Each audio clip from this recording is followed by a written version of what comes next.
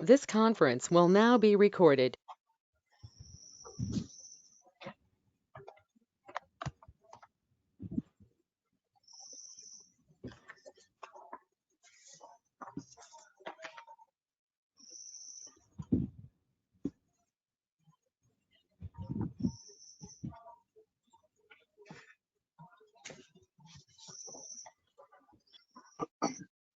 So I just spoke to Father Sarat and to Kabir, and Brigadier Ranjan is having trouble launching the app on his computer, but he's trying and see if we can get on.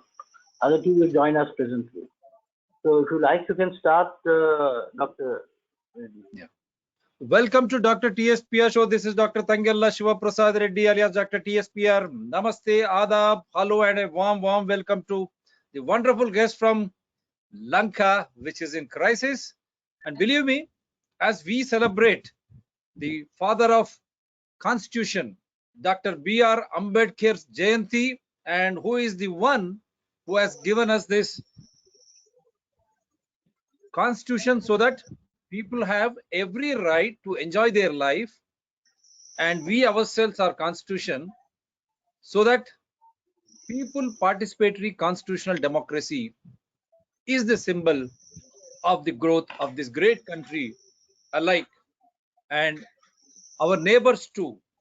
We wish that they also go through the same. So remembering Dr. B.R. Ambedkar, at the same time we are celebrating Mahavir Jayanti too, and the new year, the Tamil New Year, Baisakhi in the north, and tomorrow we'll be celebrating Malayali New Year too.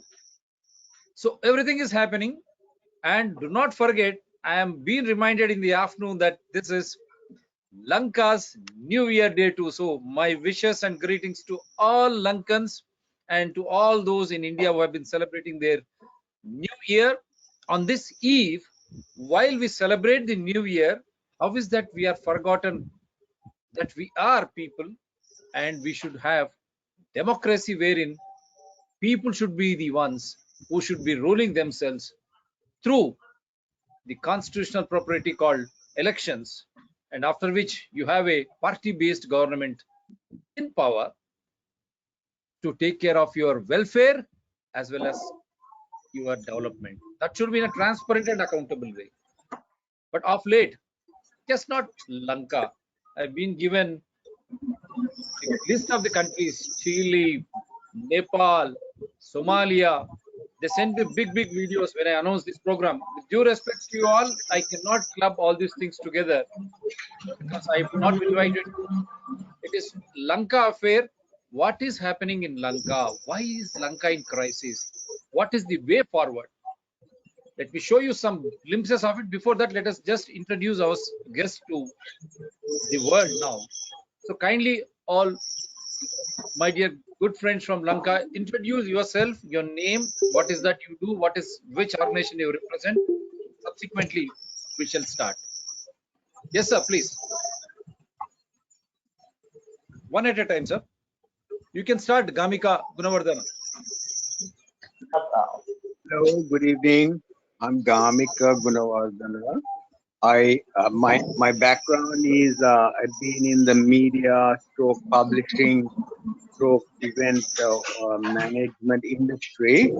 I had a company in England that specialized in marketing the commercial rights of international sports events. And I worked for several large media companies in London that organized international trade conferences and international trade exhibitions. So that gave me the opportunity to work in almost every industry and to do business with all the major corporations pretty much in the entire world. So I have a good understanding of the business culture of various countries and how they function. And later on, I went on to start a company that specializes in marketing the commercial rights of sports events. Very briefly, if you watch an international event on TV, it will be a company like ours that would sell the license to broadcast that event in your country.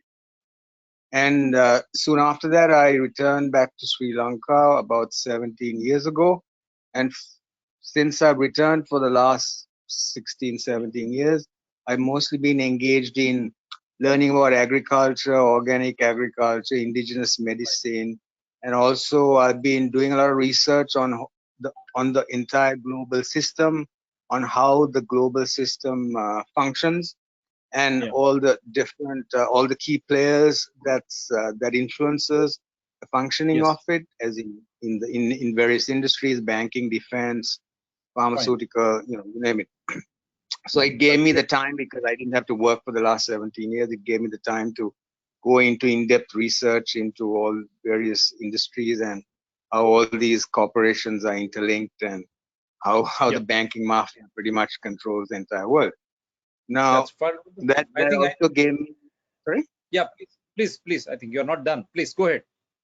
Yeah. Go ahead. So that gave me some motivation and a lot of interest in researching this whole pandemic scenario, and I got to the bottom of the cause of it and the reason for it, and how the World Economic Forum is a principal Yes, that will come, player sir. in the I'll come to you. whole thing and I'll so come to forth. you, Gunawardhanaji. But love to have you because you have so many traits, and I hope this discussion will expose first in context to Sri Lanka very much. I am hopeful you had wonderful experiences to go with your background. I think that will be apt. So I will start with you after the introduction. Yes, sir. I'm unmuting you. Kindly you speak up. You want me to continue? Whether of yes, sir. Those disappearing, these organizations. Yes. I'm Brito Fernando, representing the families of the disappeared. We were involved in this issue since 1989. Once actually the present Prime Minister, Mr. Mahinda Rajapaksa, was our leader in this campaign, and he took the leadership with Minister Vasudeva Kar. But now actually he's also been accused of disappearances, and he doesn't support us anymore. So we are still continuing with this issue. Even now, only after 30 years, we got some results with the 30/1 Geneva resolution, but we didn't get any results in Sri Lanka yet. That's wonderful, sir. Wonderful. The Disappearances Act, I hope it's not happening now. We are all humans. We should condemn it. Come whatever may. You have no right to kill people or abduct people when you cannot give life. Yes, sir. My good friend Faisal Mansoor, he has been the heart. Let me introduce him to the world because he has been the heart and soul of our various organizations which we are trying to work out. And Gunawardhane, I think he will be more interested to join us of later now. We are trying to create a structure wherein you have an alternative for World Health Organization as well as United Nations. This is where all the drubbing impositions, prejudiced information has started. Now they have taken health as an example and pandemic, try to suppress the truth so that they curb your freedom, your rights are gone. So Faisal Mansoor, he happens to be our good mate in all those animated discussions. Though he likes it or not, as soon as we start, we ask him to go through his Ramadan fast and all, then join as quickly as possible. As we join, we don't let him go for another 2 hours. Anything else you would like to add, Faisal Mansoor? He's a farmer, is an IT entrepreneur. No, doctor, it's fine. Come with Shanuki. We don't have much time. Let Shanuki go on now. Thank you. Right, done. Yes, madam. Yeah. Hi, my name is Shanuki Dialvis, and I'm a consultant. I work with the development sector in creating campaigns for social movement and advocacy. I come from a background in marketing, and right now I'm here on this panel. I'm very grateful to be invited to be here, but I'm here in the capacity of a member of the core team of the Centenary Movement, which is a new movement, a political movement that has recently launched in Sri Lanka with the vision of changing the political culture in the country. So we're very much a part of trying to see our way out of this present crisis by training and educating a new youth a new generation of youth leaders for Sri Lanka. So that's my capacity here today. Wonderful. I wish you all good luck because it's youth who have to lead the way. Yes, madam. Tassi Dehlanji. Hi, my name is Tassie. I am currently teaching at the Overseas School of Colombo. I have been an educationist for many years and I've taught in international schools in Botswana and in Sri Lanka. Apart from my teaching career, I'm also a social activist. I'm a member of the Easter Attack Survivors Project. I'm an advocate against sexual harassment and abuse, where I co-founded an organization called Stand By Me. And primarily, I'm passionate about helping the Muslim community wherever possible. Most recently, I have spearheaded the movement to retain and save up Muslim personal laws through awareness campaigns, webinars, a signature drive, and most recently, a very successful silent vigil. Furthermore, I'm involved in the silent protests against the crisis our country is facing currently. I've been vocal against the need for change in governance to uplift the poor quality of the life that Sri Lankans are facing at the moment and to secure a better and brighter future for the next generation. Wonderful. I'm very fortunate to host all wonderful people. Next, madam. In the because you should pardon me because I may not be able to spell your names properly. You should all pardon me. Yeah, madam, please go ahead. That's all right. You pronounced correctly. Good evening, everyone. I'm Indi Apurugada. I'm a senior lecturer attached to the Department of Public Policy, University of Ruhuna. My field is political science and public policy. I think that's enough for the moment. Thank you. Yes, you are most important as a public policy maker. Yes, Anilji. One second. Yeah, please. Okay. Hi, I'm Ranil Naik. I'm a systems ecologist. I've been involved in the way forward for Sri Lanka since the 1970s when the government took a decision, and that's what because we got to know our history. We got to know how we got to this mess we got into. And then, of course, I think I might have something to contribute to the way forward.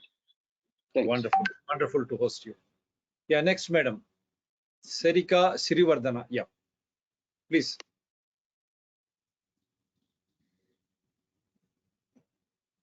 On my gap year currently. I graduated last year and I'm going in to study human, social and political sciences and subsequently law. And I co-founded an organization called the Youth Awareness Project, which is focused on empowering women and children. But I think most relevant to this discussion is I am also a part of a movement. I hesitate to use the word movement, but an organization called Yellow for Democracy, which is essentially aimed at educating the youth in order to move forward as a country in terms of combining acts of dissent in terms of protests, as well as disseminating information at protests, but also subsequently such that we can move forward as a country. So I'm mostly focused on youth efforts and youth involvement in this current political climate. Wonderful. Prasanna Kureji, please. Yeah, one by one, just keep going so that we can get into. I think we have Kabir Hashim. I think he's the MP, present MP, I feel, if I'm not wrong. Yeah, good evening to everybody. I'm Prasanna. I'm a physician by profession, and I'm a public health specialist, and I'm a author and activist, and I represent today two organizations: Democratic Social Alliance and Consumers and Customers Collective. So we have come out with a proposal to face this situation. Actually, our proposals are for immediate action on the present crisis. So it's my responsibility to present those during my speech. Wonderful to host you. Yeah, I think, let me go to Kabir Hashim. I think you are the present sitting MP, I feel, Member of Parliament. Am I right, sir? Yes, thank you, everybody. Good evening. I'm Kabir Hashim. I represent the opposition party, the Samagi Jana Balavega in Sri Lanka. I've been a legislator for approximately 28 years, out of which 22 years I've spent in the opposition, been in government just 6 years out of that 28 years. And in this critical time, I'm happy to be here with part of the civil society in Sri Lanka being represented in this program. Thank you for having me here. I appreciate it. Wonderful, sir. Wonderful, wonderful. I think you need to have some patience to bear us, because we will keep you, because I want you to listen before I ask you to speak. Omar Khanji. Yes, sir. I've had a love affair with Sri Lanka since 1993, when my wife and I first landed, and for an island called Serendib. Our love of it was serendipitous indeed. And at that time, raging civil war showed me the hardiness, the resilience, the grace under fire of this magnificent collection of people. Wonderful. And we started a business here, which still continues. I'm a leadership consultant globally and have the privilege of working with companies here, but also consulting for the EU and others. COVID, when it hit here, we were here with our team. And so that's launched my life as a COVID researcher for the last 2 years. Over 60 articles I write every week in the Daily FT here, as well as other places. And watching a country that has responded so valiantly to tsunamis, rebounded from the Easter bombing on the tourist front, then was hit with COVID, then the Ukrainian crisis. I work with a lot of other expats who love this country, who have been hanging on, and everybody who comes here falls in love with it. So some of what I want to talk about is self-inflicted wounds and how we can stop trying to undo those natural gifts that are so abundant on this resplendent isle. Wonderful, wonderful, wonderful. The rest of my wonderful guests, I think you need to switch on your audio and video and do start identifying yourself, please. And it is just after vaccination, Sri Lanka's health started to go down, that we have been projecting it on the worldometer also, how they were managing COVID so efficiently. Once the vaccination started, how the deaths were occurring. As a doctor, I was feeling very sad and bad. Yes, Vishaka, can you switch on your video? What's your problem with the video? Vishaka, yeah.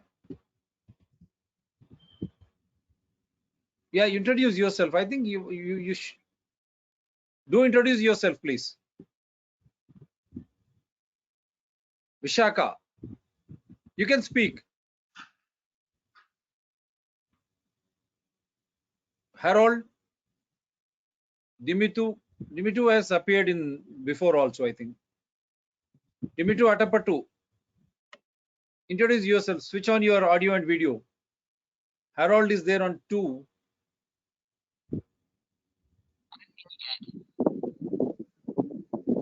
Hello. Yes, sir.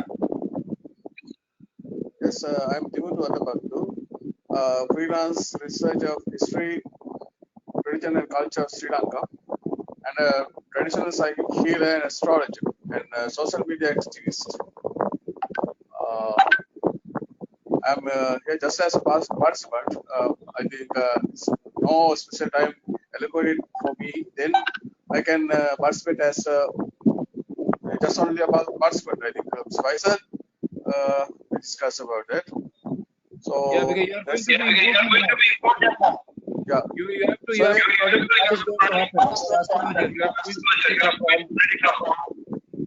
So sorry, Mr. I would hear you properly. Atapattu ji, because you are an I'm some of a traditional ruling system of Sri Lanka, administrative system of Sri Lanka. Mahasambatavadya and Gramaraj have been Gramaraj Sankalpam in states, collective states of ruling systems in Sri Lanka before. fan sound or something. It's just coming. Your fan, ceiling fan. That sound is just percolating into the. Okay, next, Vishaka or anyone else? Harold. Only few are left to introduce yourselves. Hi everyone, my name is Dehan Reza, and I'm an educator in forestry and also working on a project new value on the landscape using the ecosystem services approach. This is an economic premise that I'd like to talk about with or as this discussion evolves. So thank you. Yeah, you'll be important as youthful, and your contributions to today's discussion will be very, very important. So let me start. Anyone else? Fast, sir, so that let us not lose time. Make it fast. Anyone else to introduce yourself?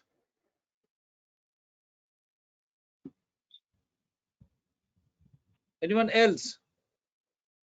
Tata is the only one we have to wait for. Yeah. Then go ahead. I thought of just showing you something, but you can start now. Who would like to start? Who would like to start? You want to present something, or So you start with your presentation, then we'll go with the different speakers. About 6 to 8 minutes. Just showing glimpses of what I have received today. I'm just going to present this on your screen. And yeah, so I got it. I only hope it runs. Yeah, this is what they have sent me.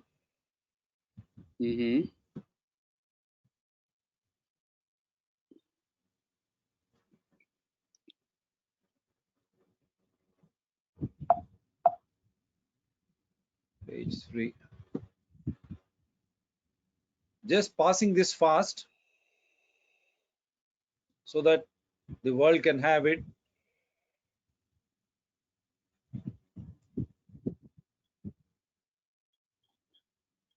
The people who brought it out, their names are very much there on the screen for you to watch. I can play only few things. You have to just excuse me because there are wonderful guests. I want them to speak out from Lanka. Because you sent me, I'm just not disappointing you. I'm just rushing through. They are saying one family's corruption. This family rule, they say, it is happening in India too. Many parties here. Till proved no one is guilty.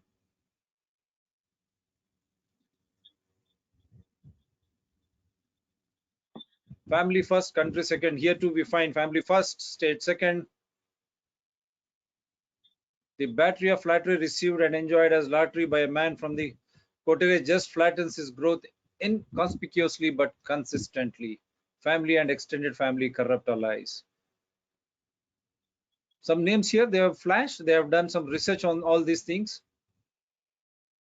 It is very much there in the public domain. Before I wanted to play, I just saw that SriLankaOats.com. That's the website from where you can source all this wonderful information. And everyone has right to veto it. That's why we prepare a flyer and release it 24 hours before, including with my mobile number. Anyone can join us. You can differ. Because we are here to discuss, debate, and decide. That is democracy. Looting public money in the name of economic growth. It's happening everywhere. WEF, WTO, World Trade Organization, World Economic Forum, how they entice the young politicians, family, they want family rule so that they can control one family. Laws of Hambanuta project maintained by Colombo Port, our nation's economy will flourish under such laws. These are all Colombo Port City scam. We'd like to hear from them. Loss of 70 billion, Lanka Airlines mismanagement, ports, airlines, airports, a road infrastructure scam, Hayat East that everyone is aware now.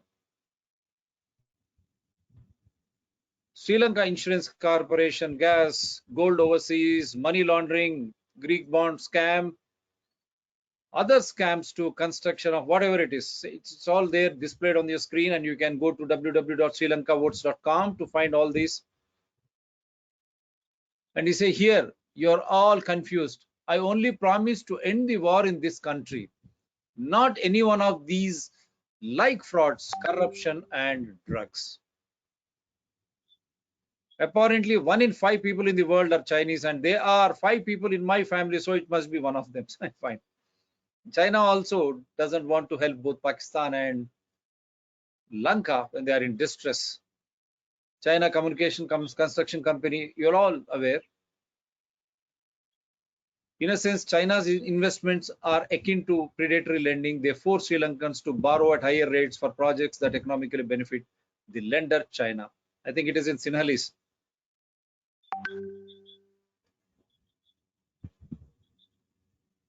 Freedom of speech and expression and the right. So that means that is not being practiced in Lanka. I don't know. Our wonderful guest will say.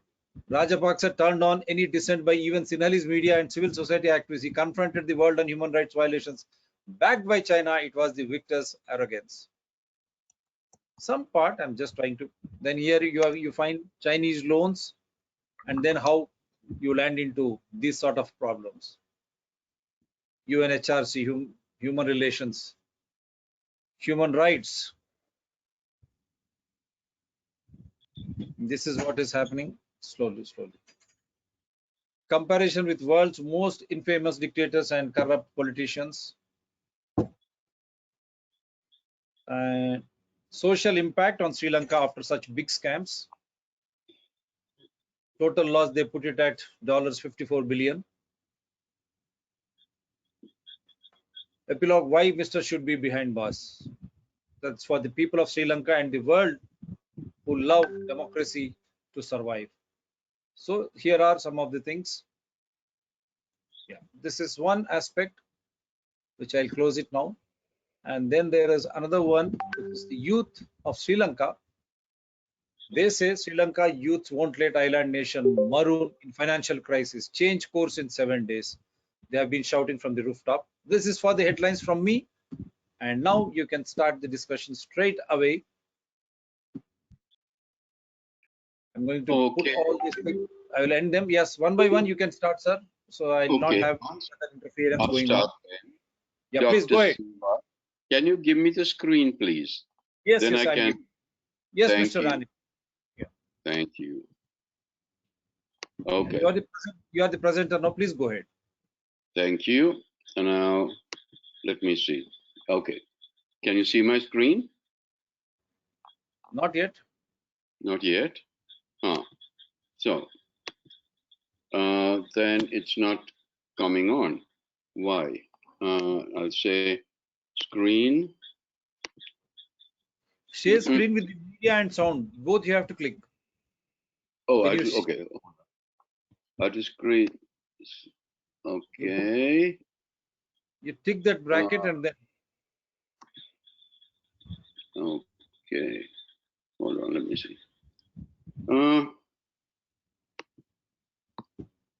Not now. Okay.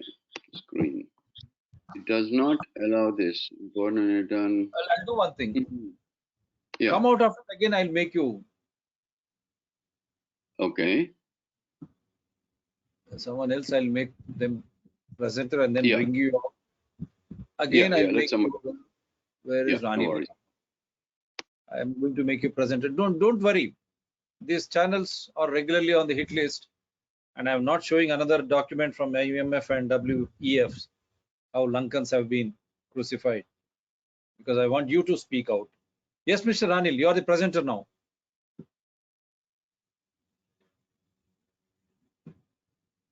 Mr. Ranil, switch on your audio. You are the presenter now. Okay, I'm on. Let me see if I got my screen on now. I think you should get it.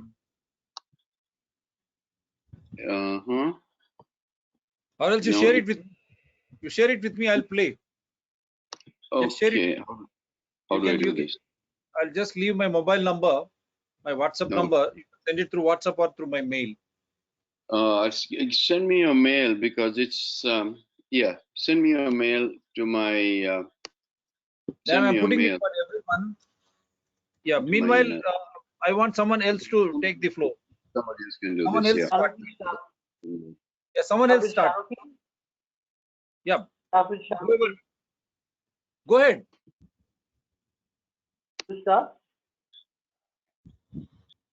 Isn't it better, Dr. Siva?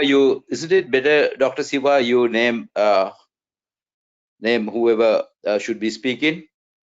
You start, sir. You start. Okay. Okay. Yeah. Thank you very much for inviting me. As I said before, I represent two organizations, Democratic Social Alliance and Consumers and Customers Collective. Just a brief description about the issue. As we see, it's a very acute problem that we haven't faced before in our recent history. And in a way, this is quite different to such situations that we faced before. For example, huge demonstrations of this kind. The main difference is these seem to be apolitical compared to the politically motivated demonstrations that we have seen before.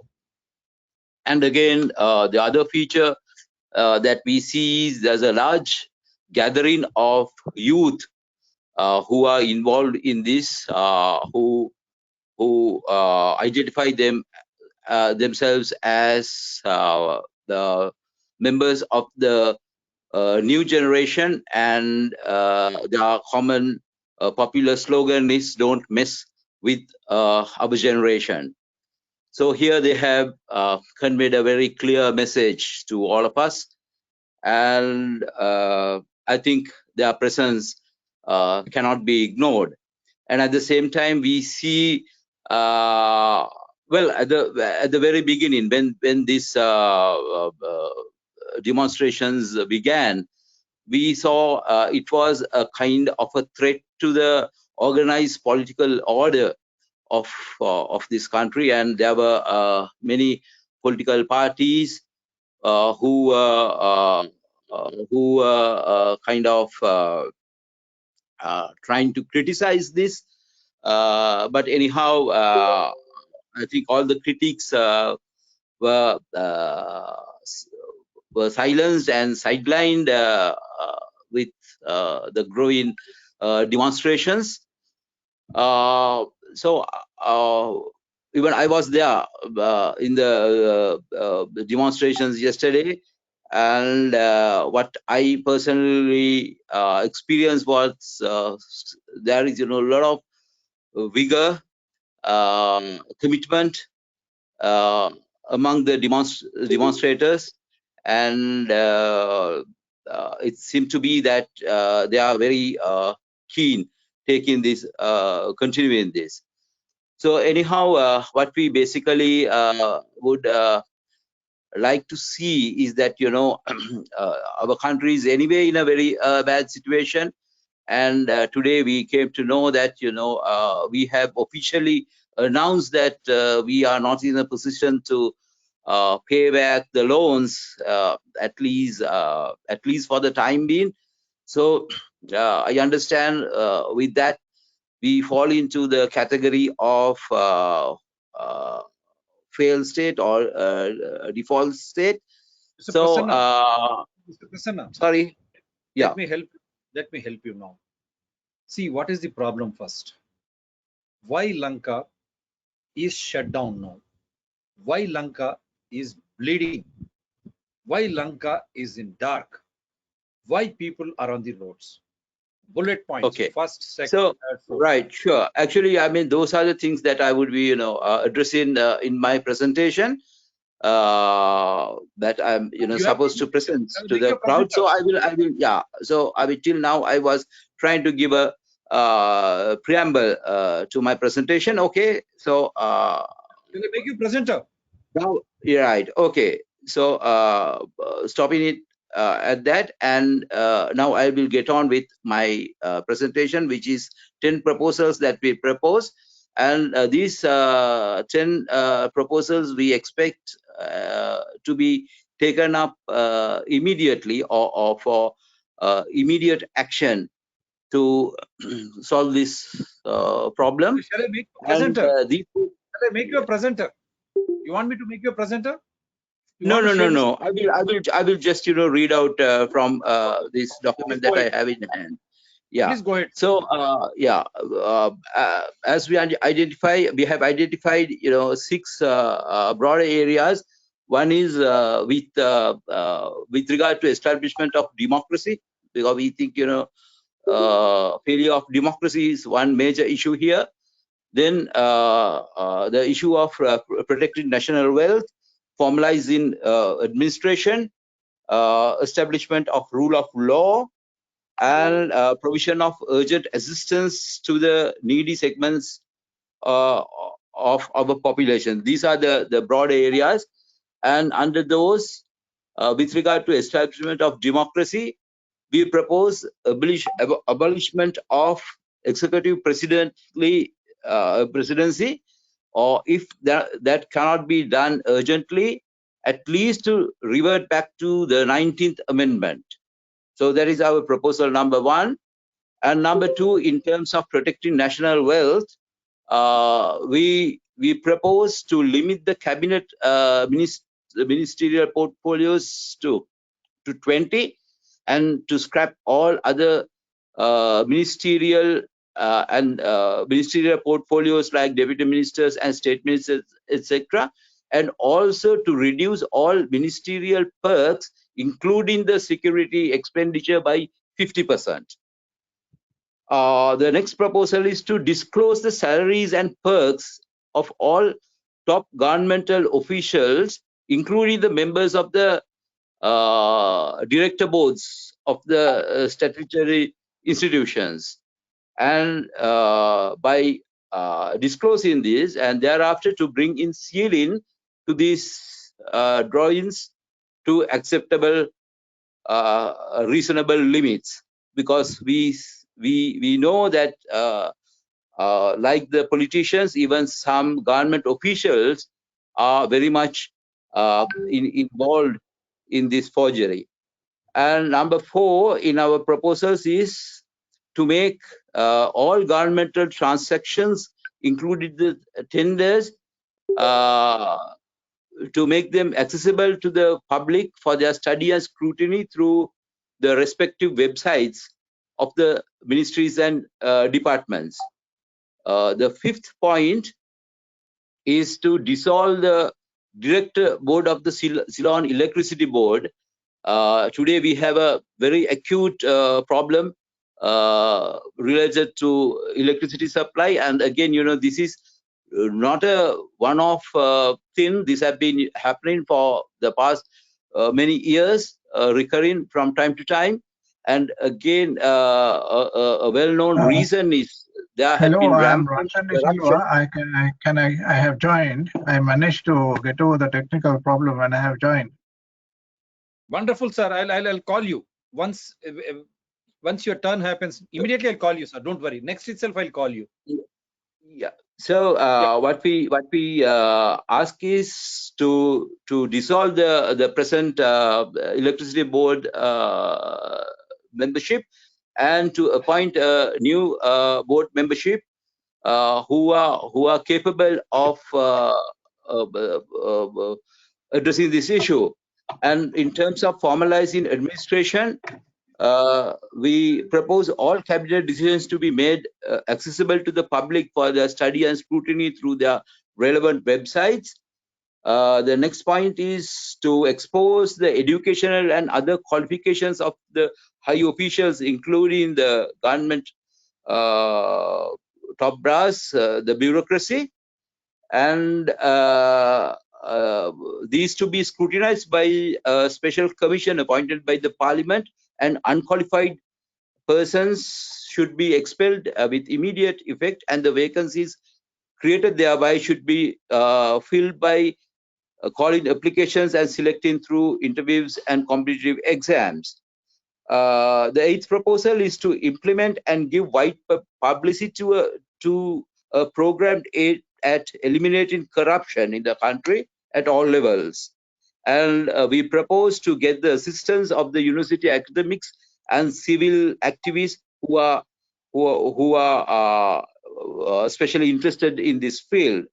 And in terms of establishment of rule of law, we propose to allow the judiciary and the police to exercise the rule of law in the country without any impediments, to facilitate the establishment of a mechanism from among the members of the judiciary to prevent all forms of interferences from the politicians, businessmen, and other powerful segments of the community. The last point that we propose is to provide urgent assistance to the needy segments of our population, because we see that there's a big share of our population who are facing immense economic and social hardships because of this, because of the current economic situation in the country. So that's all about for my presentation. Thank you. Thank you for listening. Faisal Mansoor, you guide us, because I'm just not able to. And I have the presentation ready. Mr. Ranil is there. The presentation is also ready. If he wants to immediately speak. Yes, sir. On, please now. Anuki, would you like to go ahead? Sure, I can do yes. that. Sorry. Okay. Okay, I can do that. That's Anuki. Are you ready? Okay. Okay. Ranilji, once she's done, Anilji, once she's done, then I'll come back to you. Okay, fine. Yeah, please. Well. Okay. Thank you once more. I'm not going to take a lot of time because I'm conscious of the fact that we have a lot of speakers. So I'm going to keep it as short and brief as I possibly can. I think everyone here will kind of echo the one thing is that this crisis is not something that happened overnight. It's something that has built over years of abuse of power, mismanagement of finances, and a lot of things, you know, that the current regime has been complicit to, that has led to a lot of resentment over the years, that has built and built and built to the point of this current situation where with the present fuel crises and the electricities and the gas crises, it kind of tipped and triggered a whole generation to come out onto the streets and start demonstrating and protesting. And what we are seeing is an unprecedented way of these protests happening, because as was mentioned, it is completely non-partisan, it is apolitical, and people are simply on the streets crying out. And there are two main asks. I think there are lots of different organizations, different civil service organizations and political groups that are coming out with their demands in reference to this current crisis. But I think if you look at what the protesters are asking for, there's this two main asks out there that everybody is brave for, and that is that the president step down and that the family, the dynastic family that is ruling, step down from their portfolios. That's the main thing. And then beyond that, what next is the expectation that we look at a new system, a new political culture coming into Sri Lanka. So I'm not going to talk too much on any of that, because I think everybody here knows what our problem in Sri Lanka is, and the crisis is the fact that the Rajapaksa family needs to pay their dues, and people are asking for receipts, and we are demanding accountability. In that light, the Centenary Movement, which is an organization that I'm representing here today, it is an organization that launched 2 years ago with the objective of grooming an entirely new generation of political leaders by 2048, which would be 100 years of independence in Sri Lanka. And what we have done is we've selected brilliant, incredible young leaders from all 25 districts of Sri Lanka, and we continue to do that. We put them through sort of training and educating and mentoring in the hands of experts, well-known academics and mentors from around Sri Lanka, to give them the tools and to equip them with the necessary tools that we want in the leaders in Sri Lanka, the tools that the current leaders of Sri Lanka don't seem to have or demonstrate. So that's what we're working towards, and we've seen some good things coming out with the cohorts.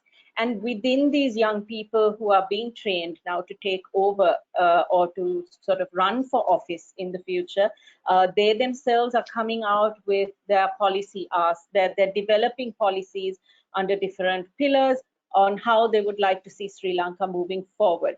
So that is our long-term goal. But in relation to this current crisis, the centenary movement has just 2 weeks ago, we had a press conference where we actually presented our own 12 demands. I'm not going to take your time going through all of it, but in relation to this particular crisis, we're looking at short-term demands where we think accountability is kind of the key thing that runs across all 12 demands, where we want all members of cabinet. One thing is that we don't want in this crisis for the MPs or the cabinet to be allowed to leave the country, because that's kind of like the general playbook is that take your money and get out before anybody catches you. And we are demanding that that does not happen. Nobody should be allowed to leave the country, whether it's the Rajapaksa family or the cabinet. And we are insisting that everybody and their networks, their asset declaration happens. And then that of course the executive presidency needs to be abolished, and we need to also abolish the 20th Amendment, which gives the president all powers to abuse it as he will. And one other big ask, which is also part of this whole crisis, is the fact that we have a Prevention of Terrorism Act that allows the government and the Ministry of Defense in particular to just arrest people without question. And that has been happening over the years. And we've seen it happening in the current crisis as well, where young demonstrators, young peaceful protesters have just been taken in. They've been arrested, they've been beaten up, they've been tortured and questioned, and they are not given legal recourse. And that Prevention of Terrorism Act can be used above the heads of anyone.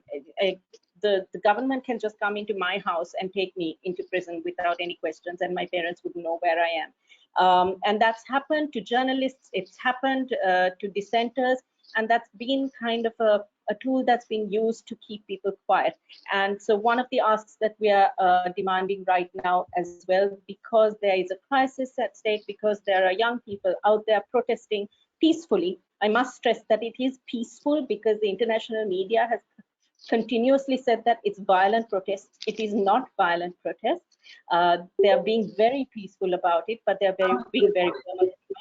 But the PTA can be against it. We are asking that the abolished as well. One second. Vishaka, Vishaka, I think you have to mute yourself, please. Mute yourself. Vishaka Tilakaratnaji, mute yourself, please. Mute yourself. When your turn comes, you can speak, please. Kindly mute yourself. Wonderful. Yes, yeah, I'm not going to take any more time. I think everybody else. You are hitting the bullseye. You are hitting the bullseye, and we want to tell you that Lankans are speaking, and this is what is happening in Lanka. And you are going to put it, because entire world is watching this channel.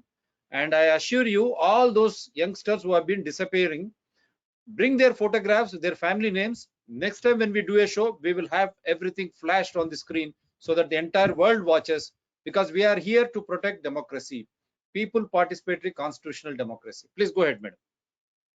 No, I'm actually done. I'm going to let everybody else have their turn as well. But this is what we are asking, and this is what we as the Centenary Movement are doing, is we're trying to design a new vision and a new future for Sri Lanka. We're doing what we can to make that happen. And in addition, we support the current protests. We are behind, and we're supportive of all the young people out there. And we're fully with them on what they're asking for. Wonderful. Yes, Faisalji, shall I call Mr. Ranil with his presentation? Yes, please. Oh, what is happening with his presentation? Where did it go? It is here. All right, you got my presentation? Yeah, now I just checked. it is there very much. Now I'll just share the screen so that the world can have a glimpse of your wonderful presentation. Great, and we can go through. Okay, if you can give me, if you can put it on. Oh, wait. Are you able to watch it on the screen? Yes. Okay, you got to give it full screen. No. I'll do one thing, because let me take it back to my. Yeah. Now it is there clearly. Now I'll make it full screen. Yeah. Where is Yeah. Is this okay? It's not full screen, but that's all right. I think people can still read it. Yes. No, okay. Wait.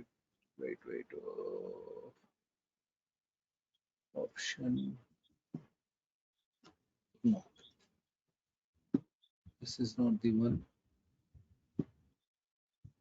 I don't know where it is in your case.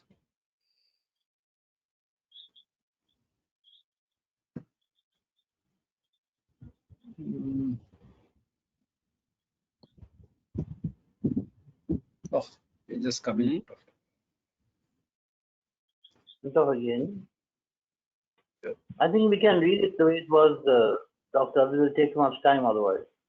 Yeah. I'm just trying to, because I just don't know which part of this thing is using. Yeah. You can read now. Okay. Yeah, I'll just quickly go through that. There's a few slides there. What I'm basically trying to tell you is that we have to consider where we came from if you're going to go forward, because the crisis began in Sri Lanka, because we got into this whole business of getting into the industrial revolution, and industrial production and urban development became the national priorities, and no attention was paid those who cautioned against it. Now here's an example. An official communique in Sri Lanka in 1979 said, "No oil means no development, and less oil, less development. It is oil that keeps the wheels of development moving."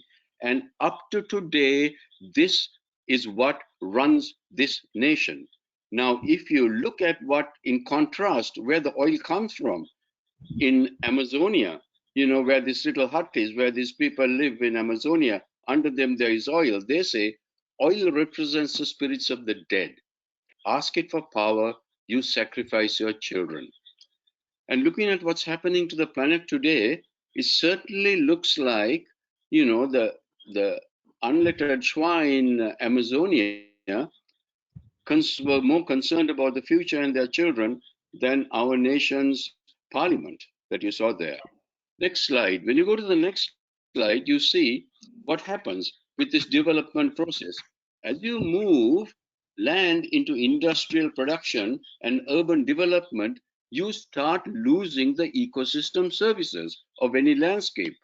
And this is facilitated by fossil consumption. And if you go to the next slide, go up to the next slide, please, you see the whole process. And this is what development is. We are trained to run around like rats in a maze, work harder, happiness is around the corner, you can earn some more money, you got to create this economy, we got to work harder, buy more things. So development now is based on the consumption of oil, and it leads to a complete addiction of oil and fossil energy. And all of our nations have gone there. We have said, oh, this is development. We have become total addicts to oil and oil energy. Next slide, please. Now, if you go down with this, what happens is, right, to service oil addiction, roads must replace the farms. And the next slide, right, and with urbanization, all the soil functions cease. Now, the soil, the earth, and the sky has been communicating from the time of creation. Now, we call urbanization, we go and seal the soil forever. There is no water going into the soil, there's no gases coming out of the soil. The soil air discourse is sealed forever, and we call that development. And this is what our fossil driven development gives us. Next slide, please. We go on this route and we go to agriculture. And with the industrialization of agriculture, you need a huge amounts of fossil fuel in order to produce our food. Look at this figure. I mean, Saudi Arabia uses 4.5 times fossil energy to give 1 calorie of food energy. So this is the direction that fossil energy is pushing agriculture and create what is called development in agriculture. Please, someone, one second. Kindly switch off your, kindly mute yourself. Someone has just picked up the mobile. Kindly mute yourself and speak, please. Please, yeah, Mr. Ranil. Yeah, Brigadier Ranjan, please switch off your mic. Ranilji, Yeah. speak. With industrialization of agriculture. Ranilji, go ahead. Unmute. Dr. Mr. Ranil, Okay, please go ahead. Okay. Okay, let's go. So this whole question of industrialization and calling development tied to fossil fuels is what has given us this destructive process today. Next slide, please. All this development activity now that we're talking about is based upon and made possible by treating the cost of burning fossil fuel as a negative externality to make the environment, the public, us, pay the cost. There are two kinds of externalities, negative and positive. I'll talk about the positive later, but negative is what is affecting us today. Next slide, please. And with the negative externality, what is the consequences is we are following the industrial revolution, the first revolution, the second, third, etc. All of them require fossil energy. And this fossil energy, as we see, is pushing the temperature, global temperature upwards. This is the price of development. Next slide, please. The next slide shows us the price we are going to pay. And that is, as the temperature goes up, and all over the world this is happening, and it passes 39 degrees to 40 degrees, that is the level where photosynthesis can operate. Beyond that, chlorophyll starts denaturing. And when that happens, no more food, no more plants, everything begins to die. And all over the world, Pakistan, India, it's happening now. Areas where the temperature is going over 40 degrees. And if this is sustained over time, and climate change says this is going to happen, agriculture is going to be very dangerous into the future for all of us. Next slide, please. So this brings us to the future. What are we going to do? What are the design considerations for the future? Can the cooperation monocultures, I mean, look at the figure here. On the left-hand side, there's this huge monoculture. If the temperature goes up and it's uniform over that area, all the crops are gone. You get nothing out. Look at the picture on the right. That is a polyculture with trees and plants, with the agriculture interspersed in between. Trees and plants create what is called transpirative cooling. They hold the temperatures down. So what kind of landscapes are we going to design into the future? This is what we have to be thinking about. What is the way forward? Here's some of the goals that can determine the way forward. Next slide, please. Some of the goals that we say that can take us forward is we need a system change so that we achieve an economic system that values productivity without reliance on fossil energy, and renewable energy with decentralized production becomes a development goal. A system where the values of ecosystem services can be realized. An environmental system where the life support system is not compromised, where biodiversity is recognized as a valid indicator of ecosystem change and stability. A public health system where the national goals is to decrease the rate of non-communicable diseases through the control of dietary and environmental toxins, in addition to upgrading the current reactive care response. These are directions we have to move on into the future. And I'll give you an example of one. That is when we are starting looking at ecosystem services. We have looked at that. We have created a company. Sri Lanka has created the first company to go into this area to move into the new economy, which we believe is necessary if we are going to avoid this crisis that we are moving into, consuming fossil, consuming our oxygen, and not putting anything back, going on negative externalities for our development. We have to move towards positive. Next slide, please. What we are doing that then a system that we have created is looking at life force. This is a system that is in operation now. You can come to our webpage and see what we do. We get the monies come in as investment. It goes into the communities. Next slide down, please. You will see how the communities are being paid for the oxygen and the clean water they produce in addition to the plant or the tree or the unit they're looking after. This is creating a new economy, a new value system, new set of values based upon positive externalities. And if you look at positive externalities, World Bank estimates there is over $114 trillion per year to be made from ecosystem services, and nobody has capitalized on that as yet. I'm proposing that this company is now proposing a way to capitalize on that. If Sri Lanka moves in this direction, we can have a whole new area of creating wealth while enriching the rural area. Next slide, please.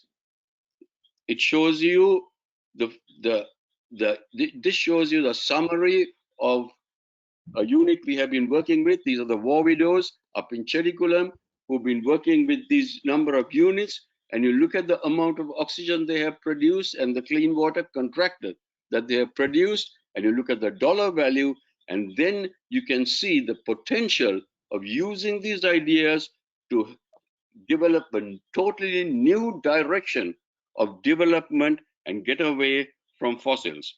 Finally, I'd like to show you that Sri Lanka has been ahead in these things because at COP21, 5-6 years ago, we, Sri Lanka, did point out these things. The world hasn't acted on it yet. Now, with what I'm demonstrating to you, Sri Lanka, we have decided to act on it and demonstrate to the world what's possible. Thank you.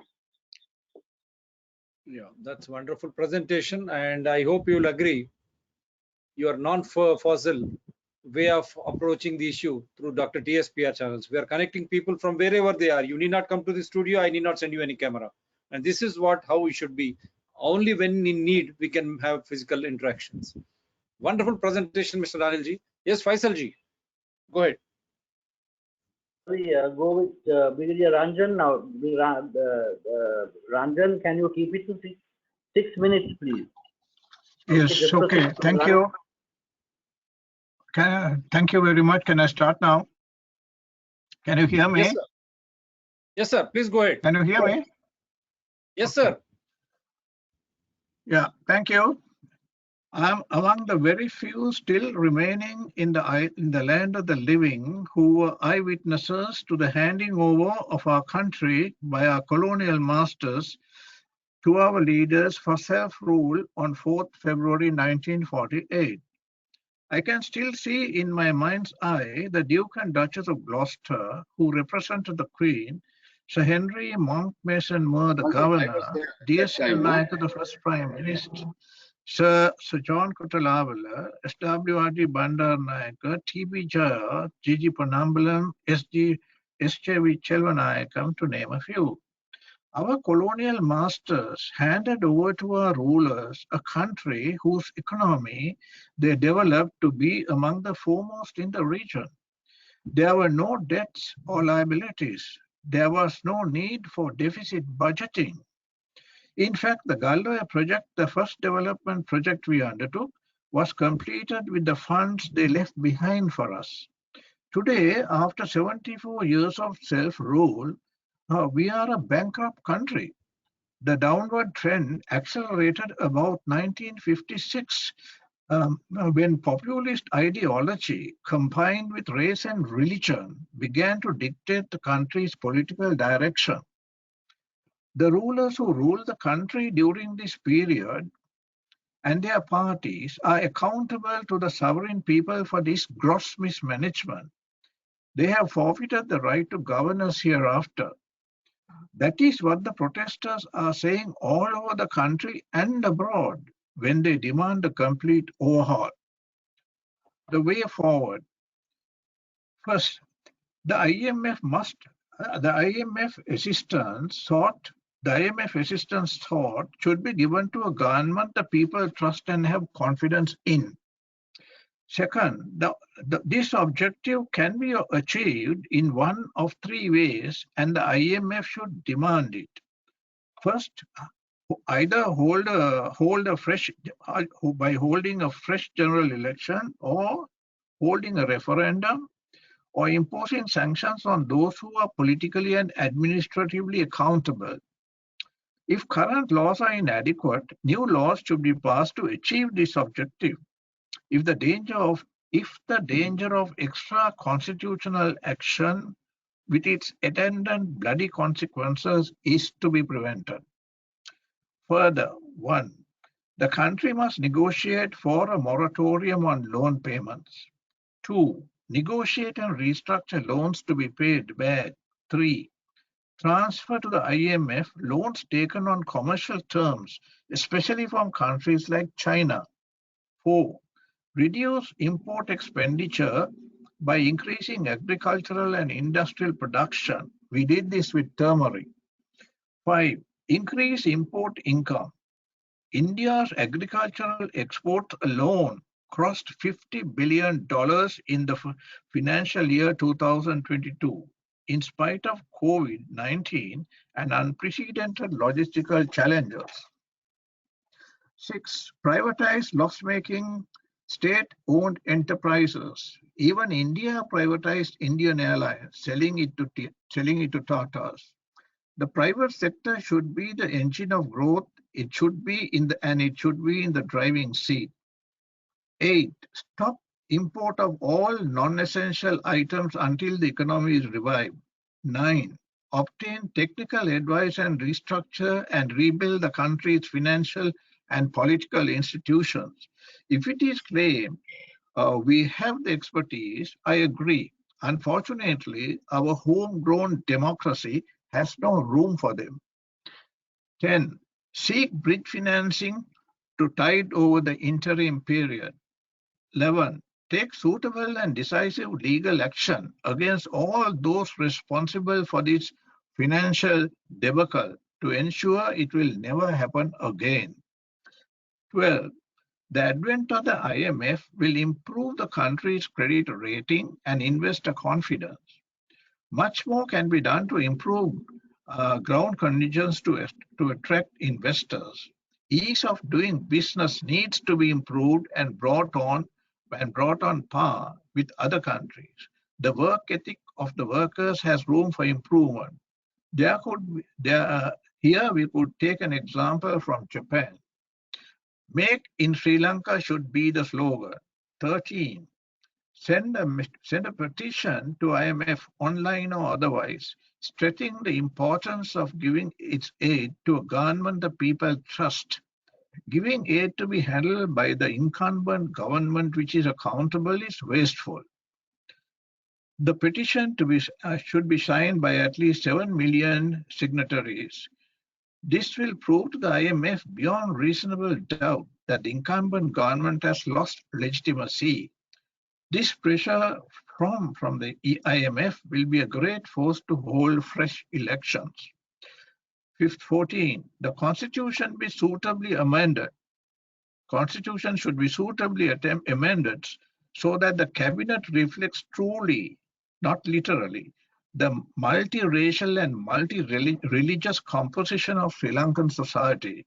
And finally, another amendment needed to the Constitution is to attract talented people to government irrespective of race and religion, instead of the country's worst elements as at present. Thank you. Yes, thank you, Ranjan. Yeah. Can I call on Tashi next, please? Tashi Dalan, could you go next? Hi, good evening, everyone. Heartfelt thank you, Dr. Reddy, for organizing this webinar, for giving importance to the current crisis in Sri Lanka. I'm bringing to this discussion today a slightly different perspective, a personal perspective as a Sri Lankan Muslim. I know we're all here to discuss the current situation and discuss steps to move forward, but it's important to also note the journey we've already been on and the past atrocities that have brought us to this crisis. We all say enough is enough, and I wish to speak from my heart now and explain my viewpoint. When I was studying here in the 80s, nobody bothered if we were Sinhalese, Hindu, Muslim, or Burgher. We were all Sri Lankan. We saw no divisions. We celebrated our similarities. We respected our differences. I firmly believe our civil war changed all that. I left sunny Sri Lanka in 1989 for Africa. The war in our country was raging, and my husband and I decided to venture out to a better life overseas. And after 20 years in Africa, we decided to finally come back home in April 2009. No sooner we repatriated, the war ended, and I really look forward with much hope for a brighter future in our lovely motherland. However, after the war, the focus on discrimination against the Tamil community seemed to have ended, and there seemed to be a new target for oppression and discrimination. That was the Muslims. Each year, we heard of more and more atrocities that the Muslim community was facing. We couldn't eat what we wanted. We could not wear what we wanted. Everything we did seemed to be twisted to somehow tarnish our image and bring about disrespect. And after years and years of bullying and hatred, we then faced the April bombings, where although the perpetrators had Muslim names, they were shunned by the entire Muslim community as attacking innocent people and committing suicide has no place in Islam. Furthermore, although these bombers did not even receive a Muslim burial, the entire Muslim community was blamed for this disaster, and we were all labeled terrorists. So much antagonism and hate speech directed at one community. Then we were blamed for bringing COVID-19 to Sri Lanka. And the final nail in the coffin was when 192 countries around the world were burying COVID victims. Sri Lanka decided that they had to be cremated. This was absolutely unforgivable, as there were no substantial reasons for enforcing cremation over burial. And what about the roller coaster we've been on with our Muslim personal laws being threatened to be abolished? So activists like me have been fighting for our rights for what seems like an eternity, and we still do not know where we stand even today. We have joined protests, we have voiced our concerns to the powers that be, but we have seen nothing. Now, add all of these frustrations to the recent developments that we've seen in the past few months. I have never had to stand in a line to buy gas. I've never had to sit for ages in a queue to fill my tank with petrol. I have never struggled to pay university fees due to foreign exchange restrictions. I've never had to cut back on food preparation due to shortages, import restrictions. Let's not even get started on the grueling hours of sweat and torture through electricity blackouts. This is Sri Lanka, once known as the Paradise Isle.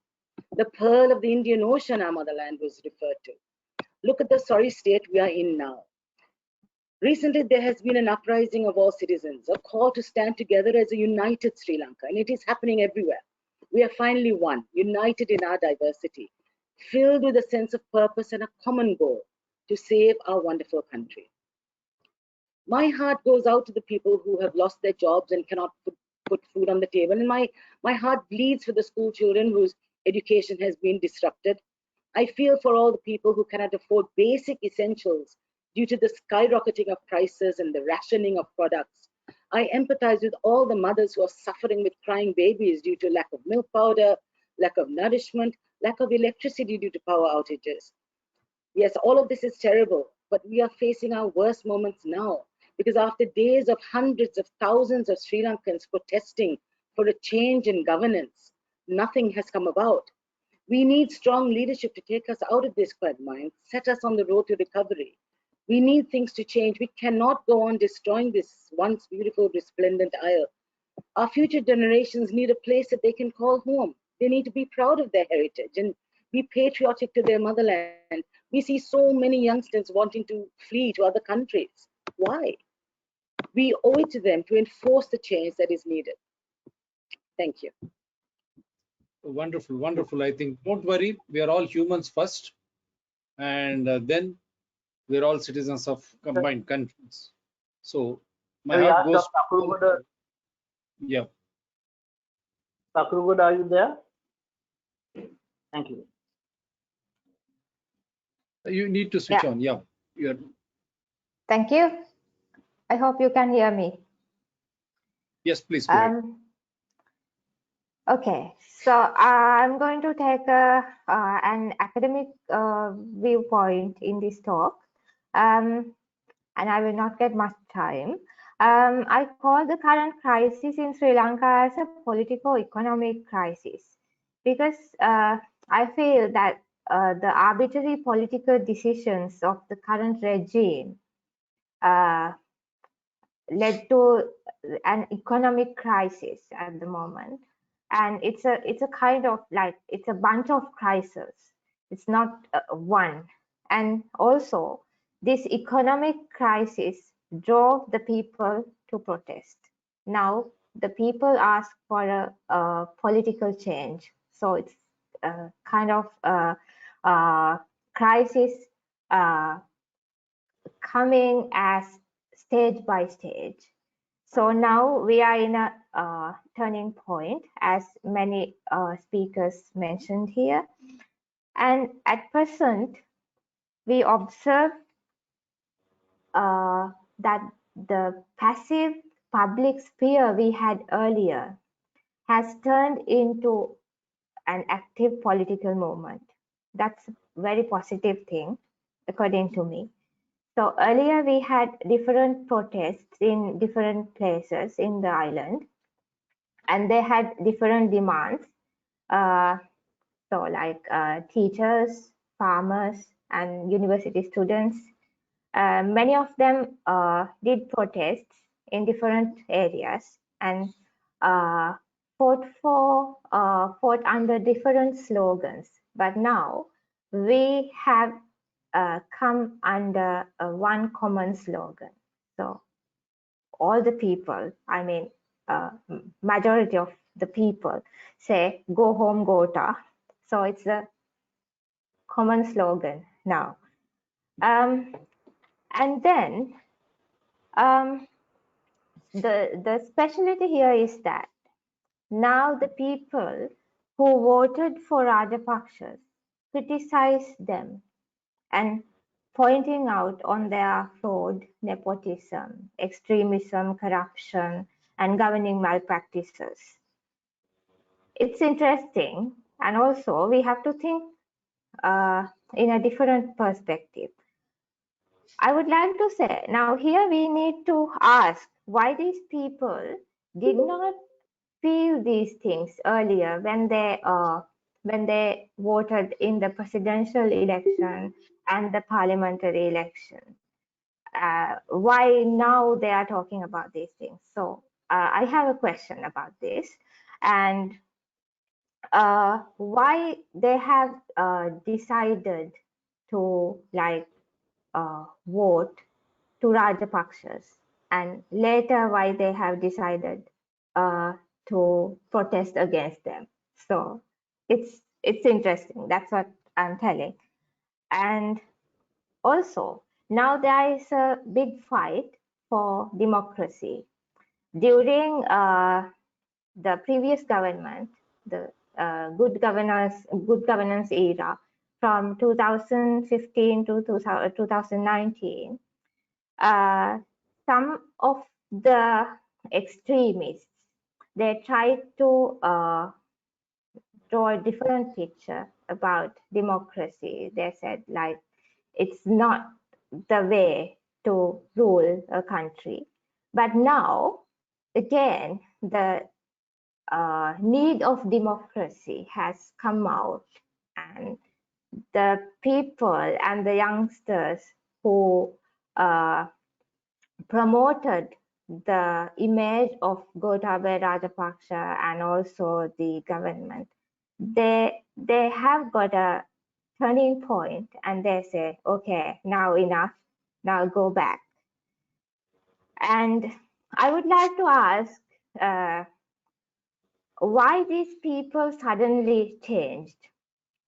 Because of the economic crisis, and you know, like there are so many shortages at the moment: fuel, gas, fertilizer, and long-lasting power cuts, and food and medicine shortages. So with this, I feel that people felt that, okay, we need to change. But why they did not feel it for democracy? When we were like campaigning for democracy, they say, no, our hero is Gotabaya Rajapaksa, and we are going to vote for Gotabaya Rajapaksa and the SLPP and for the SLPP. But later, why they have changed? That's a question. And seeing at all the misuses of power, so strong decentralization of power brought through the 20th Amendment, and giving presidential pardon to murderers, and withdrawals of cases of Rajapaksa henchmen. Seeing all these things, why people remain silent for more than 2 years? And even the people who have joined in youth protests, earlier I have mentioned, these people drew street murals to promote the image of Gotabaya Rajapaksa earlier. So we cannot forget these issues when we try to think about a way forward. So I'll quickly move on to my proposals against the background of this. So today, you all know that we are bankrupted, and also we are in a deadlock, nowhere to go. So we have to think about a different option and how to go out of this crisis, economic crisis. And as I mentioned earlier, it's a political economic crisis. And we cannot imagine a self-withdrawal or a resignation of Rajapaksas. They have a huge greed of power. Therefore, we need to find a quick political solution through the remaining political institutions, because it's not a time for a fresh election, because we don't have money and there are so many problems, as I have mentioned earlier. So we cannot go to a quick election. So we need to go through the remaining institutions, such as the parliament. I'm glad that there is a parliament member here. And the protesters need to aim at forcing the parliament members to bring an impeachment against the president and a no confidence motion against the government. They need to sign it quickly and pass it in the parliament. Otherwise, I cannot see an option. If they do not resign, what can we do? So are we going for a revolution, or are we heading out for military rule or something like that? I don't think. We still have a hope on democracy. And we do not have the power to recall a public representative. We don't have it. I propose to bring a proposal to the parliament to get the power to recall, because we have to wait. Even if we don't like the representative who we have voted earlier, we have to wait till their term ends. Otherwise, we cannot recall.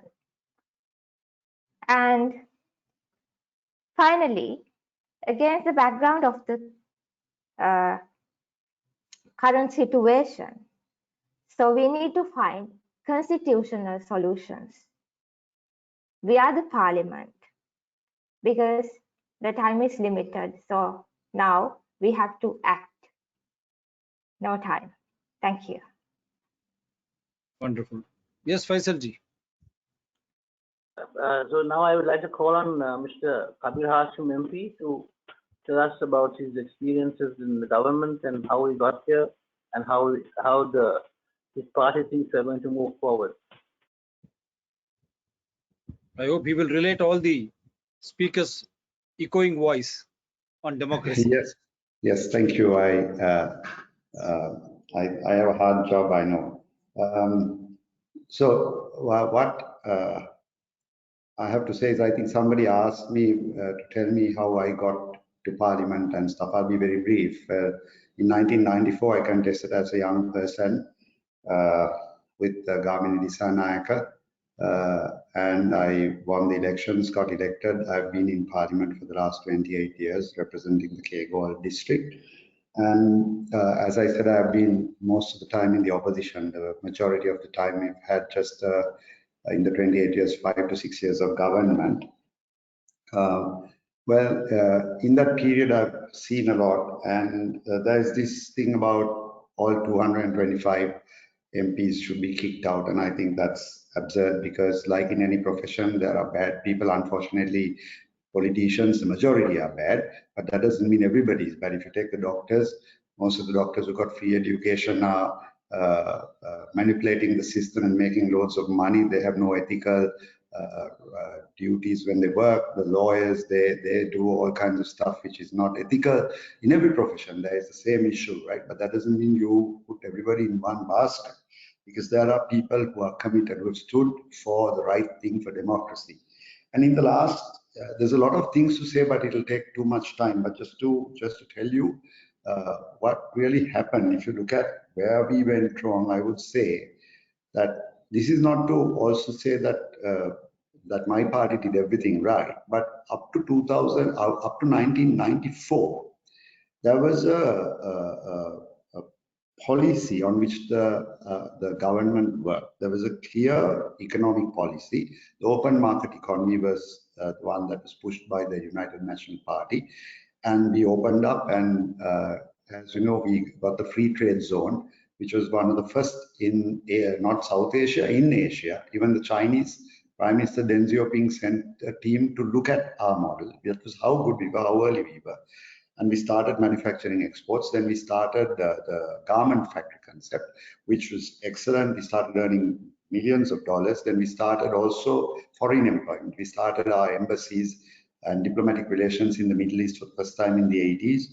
And then we get $7 billion a year from foreign remittances. All that, the export drive went well. The agriculture sector, the largest irrigation project since the early King's days was the Mahavali. Right through, there was projects of that magnitude undertaken by those governments, and we were self-sufficient in rice. We were doing pretty well agriculturally, and we were pushing our exports. So basically, the country was an export-driven economy. After '94, the scenario changed. To an extent, it went on, but in 2005, when President Rajapaksa came in, what happened was, if you look at the borrowings, in between 2004 and 2009, our borrowings, foreign borrowings, if you convert it to rupees, went up by rupees 2,323 billion. Fair enough, it was during the war, perhaps he borrowed for the war. But the problem is, after 2009, between 2009 and 2014, our borrowings went up almost 100%. The borrowings during that period was 4,709 billion rupees, the foreign borrowings. And most of it went for projects which did not earn a single dollar. It was for white elephant projects, virtually infrastructure, construction-driven development. Now, construction-driven development on borrowed funds is just a bubble. So we put up buildings, we put up highways, we put up convention halls, we had airports all over, we had highways where nobody still uses, not even 20% of it is used. So all this didn't have any returns in terms of paying back in dollars. So that those borrowings all came on long-term borrowings where they matured around 2015 onwards. So when the Yahapalana government came to power, they had to start repaying these loans. They managed the the fiscal position well. They managed to pay off, but they managed to stabilize the economy at the same time. But in 2019, when President Gotabaya Rajapaksa came, he reduced our revenues, and that crashed the whole economy, cut the government revenue. So that was the problem. So basically, that 2012-13 period, though the country showed a high growth, it was just a bubble, and it was construction driven, and it was borrowed money. It was not sustainable, and it was not earning dollars. So we haven't earned we haven't had one new project from 1994 onwards in terms of foreign earnings. We've been still surviving on the pre-1994 period. Now that was another problem. Basically, why did people now in two governments in 2001 there was a reform process about unbundling the CEB, the Ceylon Electricity Board, to make it competitive, to stop the losses. But there was a big political campaign and we got knocked out. The petroleum issue, the cost of the losses in the petroleum, we tried a price formula. That was also construed by the opposition at that time, the SLPP, as something that was harmful to the people. So a lot of reforms that were tried out were stopped by using this false sense of nationalism, patriotism, which has been the curse, because people mixed up patriotism, nationalism with this false racism that this party used to come into power. We need to address that directly, because otherwise we would again fall in trap to that. So basically, that same thing happened between the 2015 to 19. The reforms, whatever reforms were being tried, it was a weak government, was stopped. I do accept that Mr. Prasanna Kure spoke about a few changes that must come. I think those are very clear. I do accept that we failed to take action against the corrupt people during that 2015 to 19. That was a big fault. And also in our government, there were few people who were corrupt that damaged the government at that time. There are issues, but overall the economy was managed pretty well. So now to cut short all that and to come to the point, as many speakers reflected here today, the young people on the ground are talking about a system change in which the culture of politics should change. I cannot agree better than that. I think that's quite right. So we as a party have already decided that we will definitely support the move of the young people on the ground. We think that because it's something we stood up for, it's something that we difficult for us to accept it. So basically, one is abolishing presidency. We are actually putting forward a bill on the 18th or 19th when Parliament, and we are also looking forward to asking for amending the 20th Amendment to repeal the 20th Amendment and come back to the 19th Amendment, which is much more in line with democracy. We are also asking for an asset declaration by all politicians to be made public. We are looking for transparency and accountability. And about the limited cabinet, yes, I think I'm not 100% sure of the numbers we have decided on, but we've also spoken about the same thing. So we have already made a public statement to this account, the SJB, that we think these requests are legitimate and this is the need of the hour and political parties should come together. We are trying to lobby this in Parliament. We are asking the government members also to support us to immediately, because the 20th Amendment can be repealed with a 2/3 in Parliament. Abolishing the presidency, unfortunately, we may need to go to a referendum, but we can come to an agreement on a time period on which the presidency should be abolished. That is, the government side should convince the Rajapaksas to agree to that. I do agree that the problem, as Shanki Dialvis said, this problem didn't come suddenly. Everyone has a sense of responsibility. It came over the years. We need to therefore make these changes accordingly. Now, the question about in the Apurugoda, I finally heard talking about why did people vote the Rajapaksas and why are they going against them? Because they voted them last time because they raised that feeling of nationalism mixed with the racist lines to say that the Sinhala Buddhist community was under threat. A false sense of danger. They've presented them with a huge kind of a demon that was going to take over the nation. The rights of Sinhala people were going to be taken over, that their share was going to the minorities. And then they formed this kind of a state capitalist authoritative model in which the Rajapaksas and those who supported them, the media houses that supported them, who are all looking for deals. And the business, a few selected businessmen who have absolute protection today in their businesses and the minting money in a closed economy. Those are the people who supported this move, but that was construed as being patriotic. But why are these people on the road?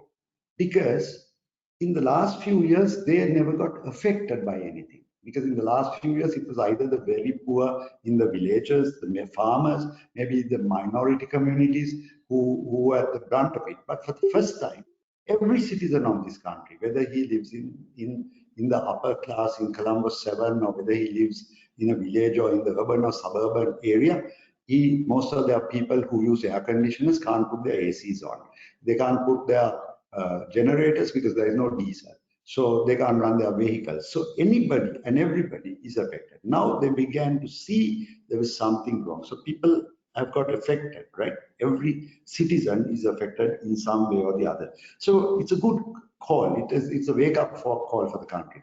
It's been a good call for people like us, politicians, that we need to also change, that people don't want us anymore if we are not willing to listen to the people. So in a sense, I think there's a positive outcome if we can stand together and withstand this pressure.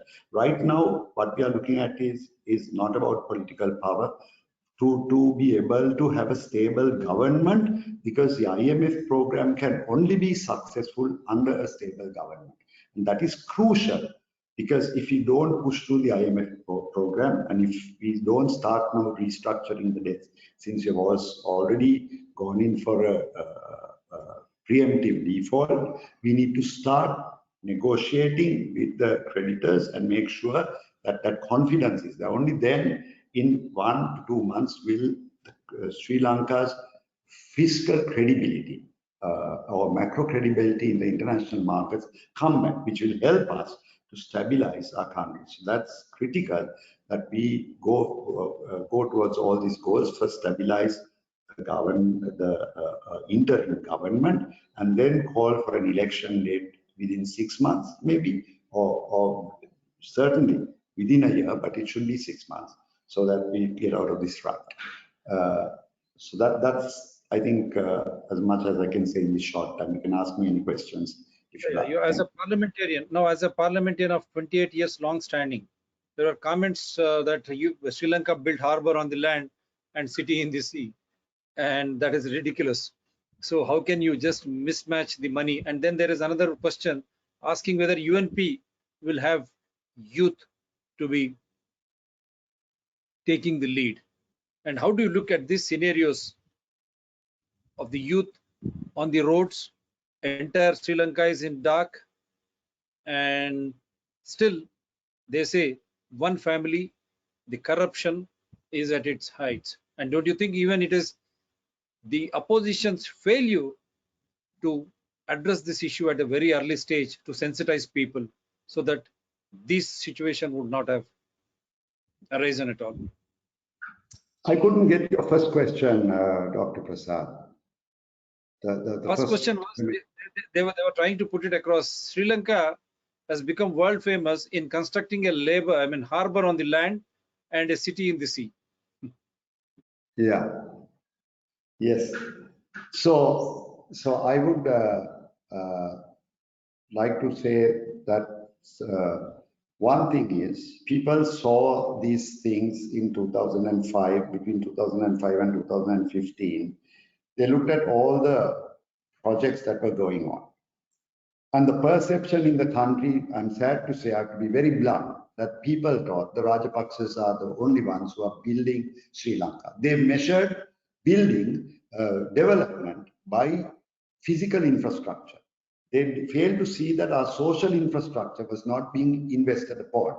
Rajapaksas showed everything in physical infrastructure. So they looked at concrete. There were highways all over. There were airports coming up. People never stood up against it, right? Not even civil society movements. But we as a party in the opposition kept on pointing out that it was wrong. When they built the city in the sea, the government wrote 100 acres as freehold in a high security area to the Chinese government. It was us who protested against it, and we said, if you come back, if we were elected, we will cancel that. We did that. When we came back in 2019, we canceled the freehold and we converted it into a leasehold. So we stood by what we said. We never made it a political rhetoric. We stood up against a powerful country, but we did the right thing. At the same time, we have continuously, we took steps to do reforms, but the country didn't support us. Like I said, in 2001, there was moves to restructure all the failing government enterprises, which takes billions of rupees, state money, but we didn't get the support. We were thrown out by the unions. We went out of power as a result. In 2015 to 19, we were also trying to restructure the economy. When we tried to, we knew that we have to be competitive in the global economy. When we tried to sign a free trade agreement with Singapore, it was conceived as a sellout of the country to Singapore. That was all rubbish. It was a load of rubbish. Today, the entire East Asian region has come together with the RCEP, the Regional Comprehensive Economic Program, and they've signed agreements with each other. Trade is happening within countries. If you don't work together with other countries, you cannot develop. So that was stifled. People then, when there was a project with the Americans, they were putting in $500 million on the MCC, which was construed as we were going to allow the CIA to come and divide our country into two. It was absurd. Right? So these are the same people, I must tell you to your face, people who point fingers are the same people who voted the Rajapaksas, because you didn't want to listen, because you got convinced by the rhetoric, the nationalist kind of speeches that they gave. So we did our part. And if I'm not trying to defend myself and say we've been all good, but if you look at the Hansard and if you look at all the TV debates from 2019, from the day Gotabaya Rajapaksa reduced the revenues and lost 600 billion rupees a year, on that day we spoke out and said this is going to be the collapse of our country by doing this. Don't do it. Then as we went on, in the last 1.5 years, if you look at the last budget, we told Basil Rajapaksa, address the problem in this budget and you will avoid a default. You can put the country back at this time. They didn't listen. So 1.5 years, we did our duty. We went to talk shows, we told the country, we spoke to the country, but it fell on deaf ears, right? Everything we predicted has happened. So we did our part. We can only work within a democratic framework. And you know that they have a 2/3 majority in parliament. We are just 56 members and we have to fight tooth and nail to get our messages across. So to that part, I think we've done part of our job. But don't forget that change happens with only one. It may not be the brutal majority. Now people are on the roads. Now what is the message, having been in parliament for 28 years, you are going to give to Lanka? And the people are listening the worldwide also. And don't you think economic or other bilateral associations with countries is fine, welcome. But should you allow autocracy where there is no democracy, that should inflict the minds of the people in the name of development or welfare? Well, the 19th Amendment was what we put forward because we believed in democracy. We wanted to reduce the authoritative power, the dictatorial powers of one person, the president. We brought power back to parliament because parliament is more accountable to people. But the people gave the Rajapaksas the 2/3. The people on top of that allowed them to bring the 20th Amendment, whilst we voted against it. So we've stood by our principles. And we've taken the right steps right along because we believed. We brought in independent commissions. We wanted all the police commission, the judiciary, the public service, we wanted it to be independent. We did the right things, right? But it was not taken. What I'm trying to say is we still think we have failed. We have failed to communicate to the people what we stand up for. We failed to be more stronger in our position, maybe. So we believe that people are now going beyond party lines. And it's a time that political parties need to change. I think that we are going to shed our party lines and look at what the young people want. We are indeed looking for young leaders. It's time that young leaders took over from us. This is the period that the transition should happen. So we have already started moving in that direction, and we think that Sri Lanka has weathered many economic storms, natural disasters, huge. We fought 2 wars in the north and in the south. We've never fallen into a mess like this. We've survived tsunamis. Therefore, Sri Lanka is resilient. We think united we stand, divided we fall. We think that we can come together. That is why we are trying to get the entire opposition united first. We are talking to all the opposition parties. There are many opposition parties. We are talking to them to come to a common stand and say, first step, ensure that the reform program goes through with IMF. So there should be stability for that and legitimacy. Those are 2 requirements for IMF program to go through: a legitimate government, a stable government.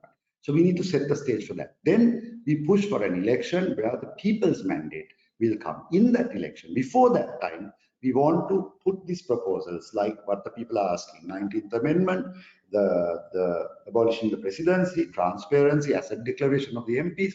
We want to put all those into Parliament and get everybody to raise their hands. Then you would know who stands up for what the people think and who don't.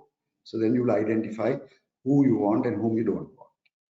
When do you expect the Parliament will be in session, and what do you think? Is it family, dynasty, or the borrowings from such countries where there is no democracy, which you rate it high, is killing the spirit of democracy or living in Lanka?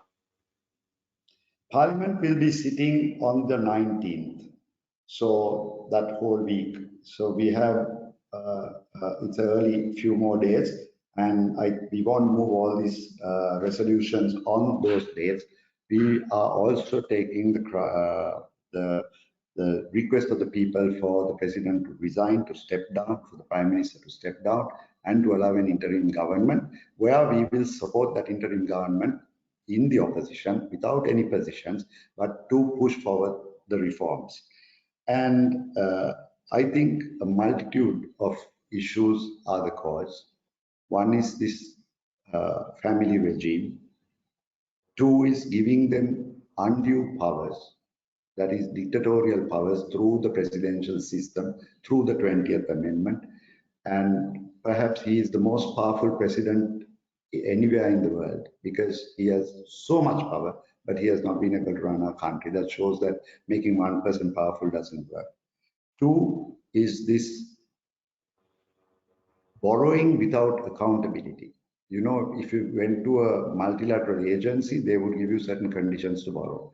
But going to certain countries and getting deals, getting dollar money coming in, because that kind of thing is corruption. When you take money like that, you can put up these huge projects which have no value to the country. But the only reason they go for projects like that is because people have big commissions. So that is the one actually that from 2009 onwards, the rate of borrowing up to 2014 was so high, and the projects that went through during the Rajapaksa regime has not given $1 return to our country.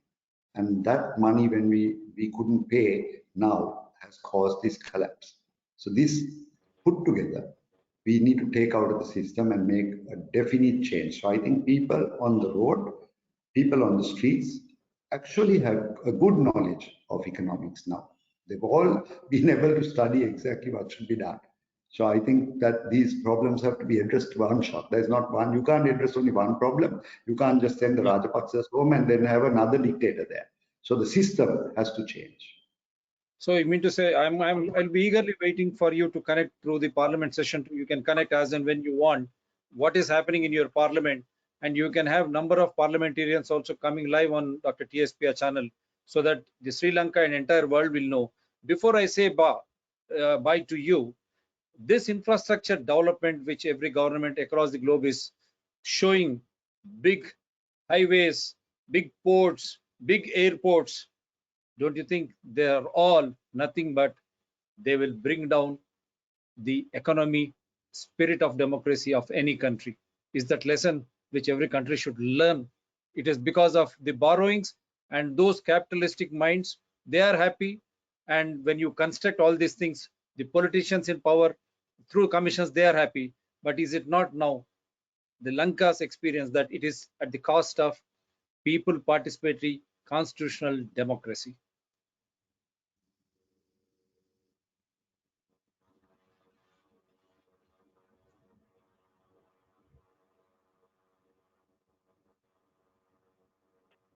I think now, Dr. Reddy, we move on to Mr. Omar Khan if he's available. Thank you, Kabir, for your input. Wonderful. Let's go to Omar now. Yeah, Mr. Omar. Thank you. I'll be as succinct as I can. We got a lot of value, obviously, from what we just heard, inspiration that we need to convert into discipline and into execution and into metrics and into deliverables. We tend sometimes, I'm American, but I'm a child of South Asia, to swoon in terms of rhetoric and then fall flat when it comes to basics, and some of our less articulate East Asian neighbors keep outdoing us in terms of results because their capacity to execute is so profound. I want to say just a couple of things. One is that we have been here in Sri Lanka a victim, and Sri Lanka is not the only country, of what I call magical thinking, which is that if I don't look at the problems, they'll somehow go away, or somebody else will solve them. And so we've had magical thinking from the beginning. When the current regime came in, though we already knew that we were in perilous straits financially in terms of revenue to GDP, in terms of repayments, the first act was to reduce taxes, which was a rather bizarre, first act.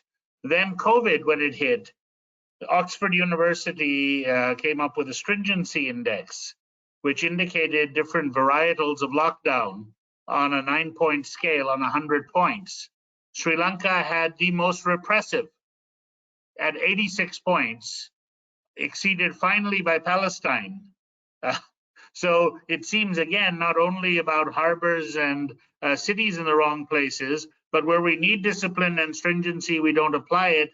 In places where we mercifully had a very mild number of cases in the initial period, no real curve to flatten. We did one of the world's only 24/7 curfews, which economically, my economist friends tell me, in those first 2 months, added about $1 billion in terms of impact. Businesses failed, SMEs collapsed, banks had to weather shocks. We went on a rupee printing spree. Other countries have over this period as well, but the currency here is perhaps not as ubiquitous as the dollar or the euro. And so we cannot get away with just using the printing press. Magical thinking continued by raising private sector salaries over this period. We had magical thinking in terms of the fertilizer policy, which every expert in the field was opposed to, that overnight we were going to go, and it's this overnight business where we're going to do something immediately without preparation. My EU friends tell me that the countries for 20, 30 years that have been working on organic fertilizers may have hit 15 to 20% of the total use. But here, to save 220 million or whatever it was in importing fertilizers, we dealt body blows to industries like tea, which are in the many billions in terms of value and incalculable in terms of national heritage and otherwise. And that's not the only place. The farming community, body blows, shortages of all kinds. Then, even with the rupee float, we held the rupee artificially since about August 2019, but nobody suggested, and I think this question has been asked, what is the name of the person who decided in one day to just let it go after holding it that way, without any debt restructuring, without any preparation? without letting banks get ready, without letting businesses renegotiate terms. It basically destroyed the economy or accelerated a demolition job that was underway. And then not paying attention to the primacy of human capital.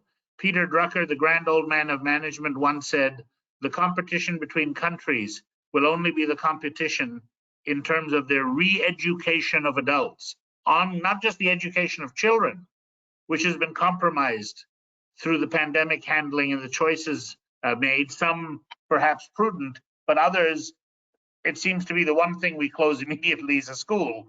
Not enough attention paid, but not enough attention paid in terms of even adult re-education. So there is a magical thinking problem. I mean, if you take a look, one of our gold mines potentially is tourism in this country in terms of foreign exchange. Pre-COVID, Thailand had 39 million tourists per annum, Malaysia 26 million, Sri Lanka about 2 million. It doesn't take a raving genius to figure out there's exceptional opportunity there. But in order to do that, then we have to prioritize everything from ease of entry and departure to infrastructure. There are national sites in Sri Lanka among the most breathtakingly beautiful in the world. But just as a sidebar, you go there and there are 2 toilets in the whole place. And we have to be able to look at not only the poetry, but the prose by which we provide these opportunities. I believe that our communication skills, picking fights with the UNHRC, getting cantankerous, saying we don't need the IMF. This was repeated over and over again. We can do this with homespun solutions. And then, of course, it's rather abject when we have to go more with the beggar's cup out, where there's no shame in restructuring your debt. You have to, though, admit that that's what you need to do. So I think the absence of communication, when we go to the IMF, we'll have to negotiate.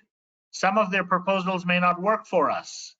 So we need economists, we need pragmatists, we need people to help them taper their proposals to the realities of running this country in a way that it can be managed back into both stability and solvency. Let me say just 2 more things for the moment. I couldn't agree more about the vanity projects.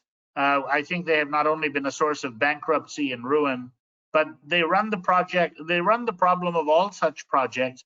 They may begin with wonderful intentions, but we need a metric. We need a 5-year payback. We need to know what benefit people are going to get out of it. And it would be fascinating if these projects could be cataloged and if we could sort of do an autopsy, or if they're still alive, not an autopsy, but just exhume the realities. Now, going forward, I'm going to tell you how one can add more time to what one has available. I see I won't be unfortunately here, I have to get on another call, but I see a distinguished person, Mr. Yusuf, who will be speaking here. He wrote a wonderful piece in the Daily FT, where I also write, suggesting the appointing of a commission answerable to Parliament, with commissioners given key tasks. And I'm not going to state that, because why would I take up my time on something that he wrote about so eloquently? But what I'm doing is dropping him a little bit in the hot seat on there, because I think it was a practical, marvelous idea. He has a solid legal foundation, and consider everything you say on that echoed by me as enthusiastically as you can, if you share it. The way forward for me is we need to find a vision for Sri Lanka. You know, when everything is collapsing, people might say this is not the time for vision. This is the time for supervision. This is the time to get things sorted out. But it is vision that lifts people up. It's the only thing that ever has. From the time we were in the caves to when countries were collapsing, my father, I mean, I'm American, my heritage is Pakistani, Sri Lanka is an adopted home. My father was ambassador to Japan. He wrote a book called Nation Building. The Japanese, who had been hit with 2 nuclear bombs, were humiliated, occupied, were probably the least likely candidate for being the world's 2nd largest economy for that period of time, and even today, the 3rd largest economy, with no natural resources and having to import everything. But in the 50s, Sony wrote a vision to make made in Japan synonymous with quality. Somebody referred to the made in Lanka, I think, earlier. When they said that, it was preposterous. Made in Japan meant shoddy goods delivered late. And yet by the 70s, when I was growing up, it was a fact. Lee Kuan Yew took a malarial swamp, and coming here to Sri Lanka in the 60s to experience his first escalator ride in the Selinko building, which shows you how quickly nations can rise and fall, determined that Singapore was going to be a first world nation. He had to deal with meritocracy, he had to reduce the cost of government, he had to put talented people, as has been suggested earlier, with clear educational scaffolding.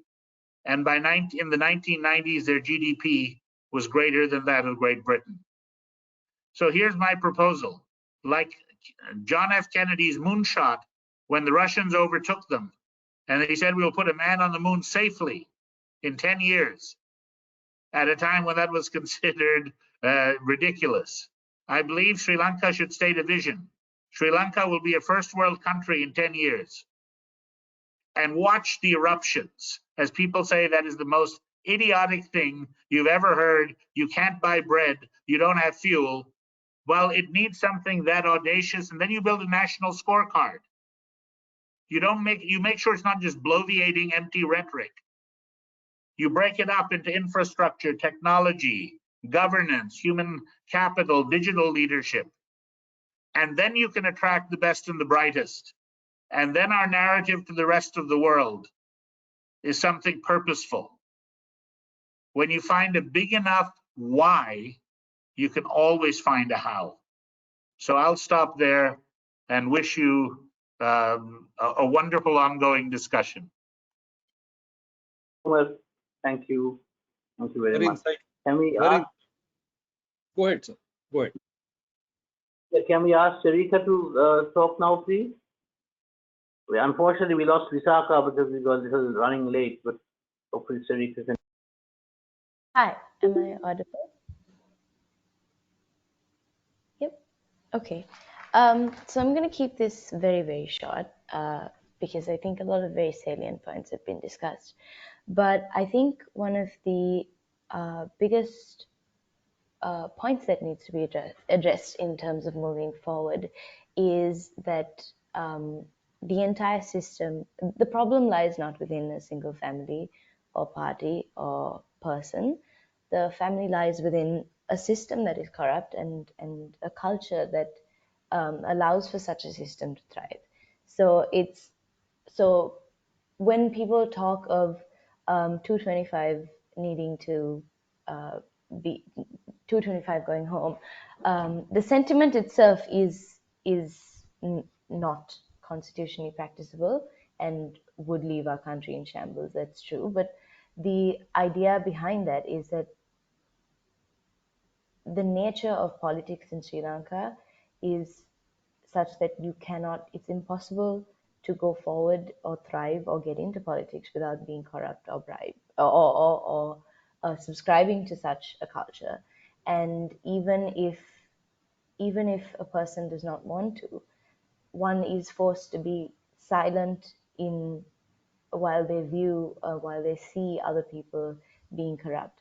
And I think in a political climate such as this, or in any climate, silence is compliance. And so the nature of our political system is such that corruption is inherent to it.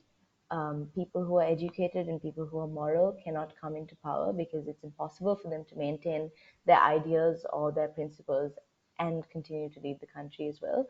And that is a fundamental failing of our country and its politics. And so as a way forward, it's important that that our country and our people be aware and educated about the people they vote in and how they get involved in politics, because there's a culture of political apathy and a culture of inheriting politics in Sri Lanka, in that people vote for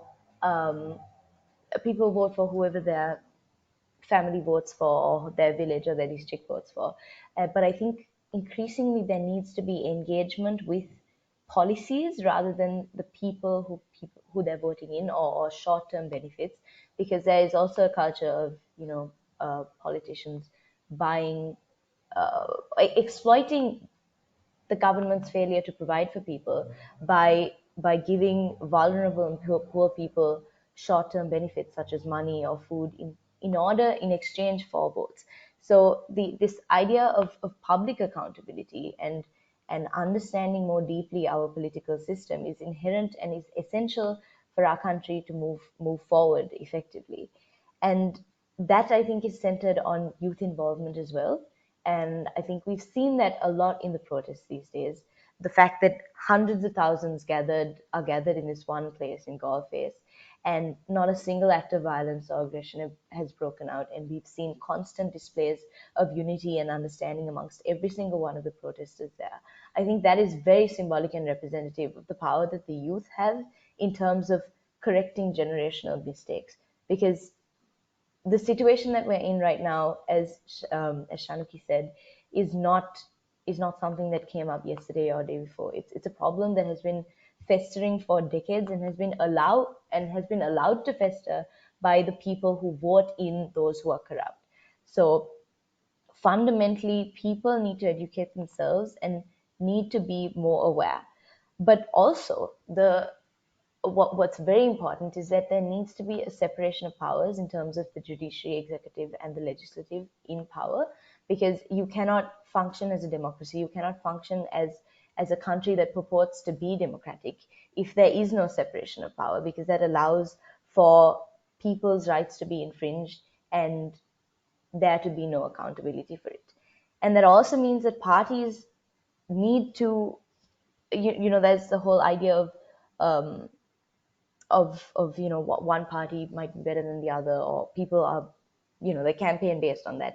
And these protests are definitely going to be a building ground for and they have been, for parties to put forward their ideologies and campaign for their future, for coming to power in the future. But the problem is we keep recycling the same people. We as citizens don't have a choice as to who we vote in, because the people who are in power are all the same people, and they're jumping party, they're jumping ship, but the people in power don't change. And that is a fundamental issue. There's enough criticism for any government. There were so many cases against the Rajapakshas that were supposedly brought up, in the last the last regime, essentially, but were swept under the rug immediately. So there's accountability on both sides that hasn't been, or on all sides that hasn't come up. And I think that's what we as the youth are also fighting for. We're fighting for a fundamental systemic and cultural change, rather than, oh, this party is bad, that party is bad, this person is bad, that person is bad. So what we would like to see is experts guiding those who are in power, and those who are in power being experts themselves in their relevant fields, and being educated and being moral as well. And what I think is most important to move forward as a country is to understand that the people in power represent us as people, and we need to understand that we as citizens, we as voters, have a responsibility to play in the current situation of this country.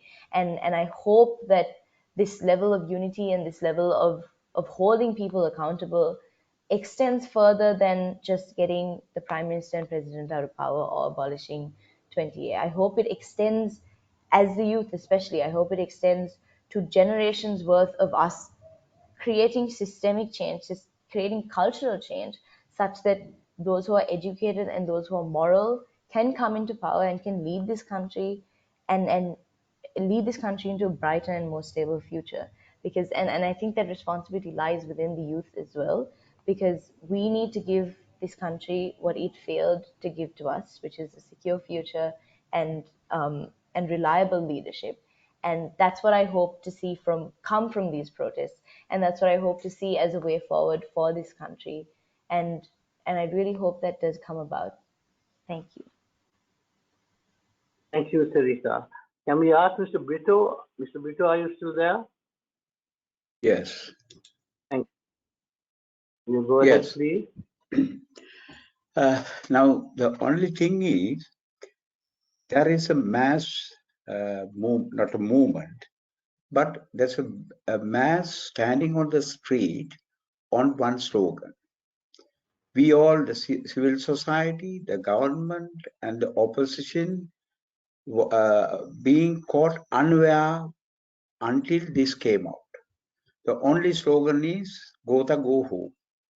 No one knows who are the leaders, who is leading that, and their main thing is against the parliamentarians. They say that they are opposing all the 225 members of the parliament, even the parliament system. So, but anyway, without a leadership, a single issue, Gotha Go Home, has caught the support of thousands of people.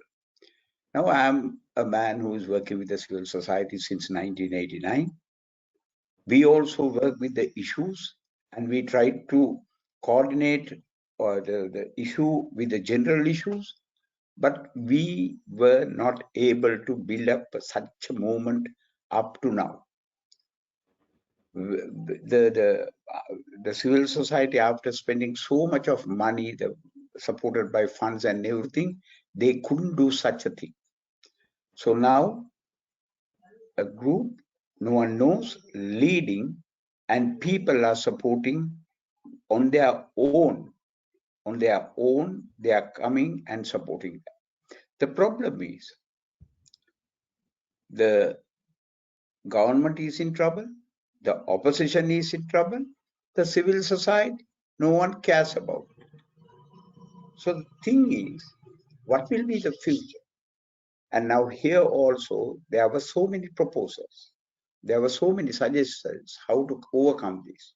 Now, even in the civil society groups, there are so many discussions going on how to lead this or how to support this movement.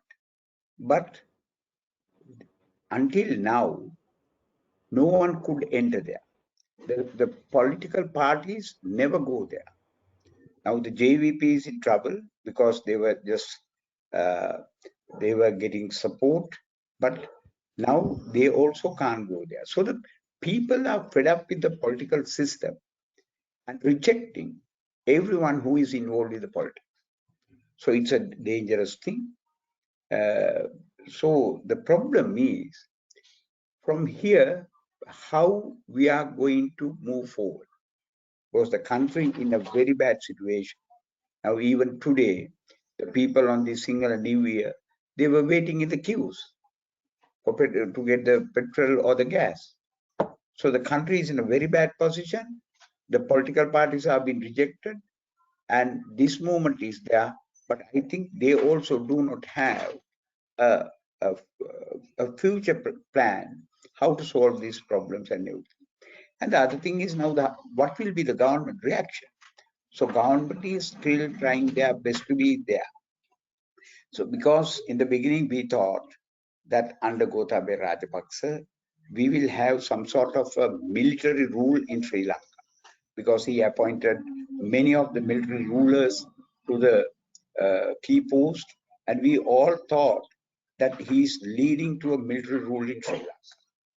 And see, now not a single person from the political parties or from the civil society never had the guts to say Gotha go home, because with our experiences, we knew who Gotha is, and we all were afraid to say Gotha go home. The opposition said Sir fail.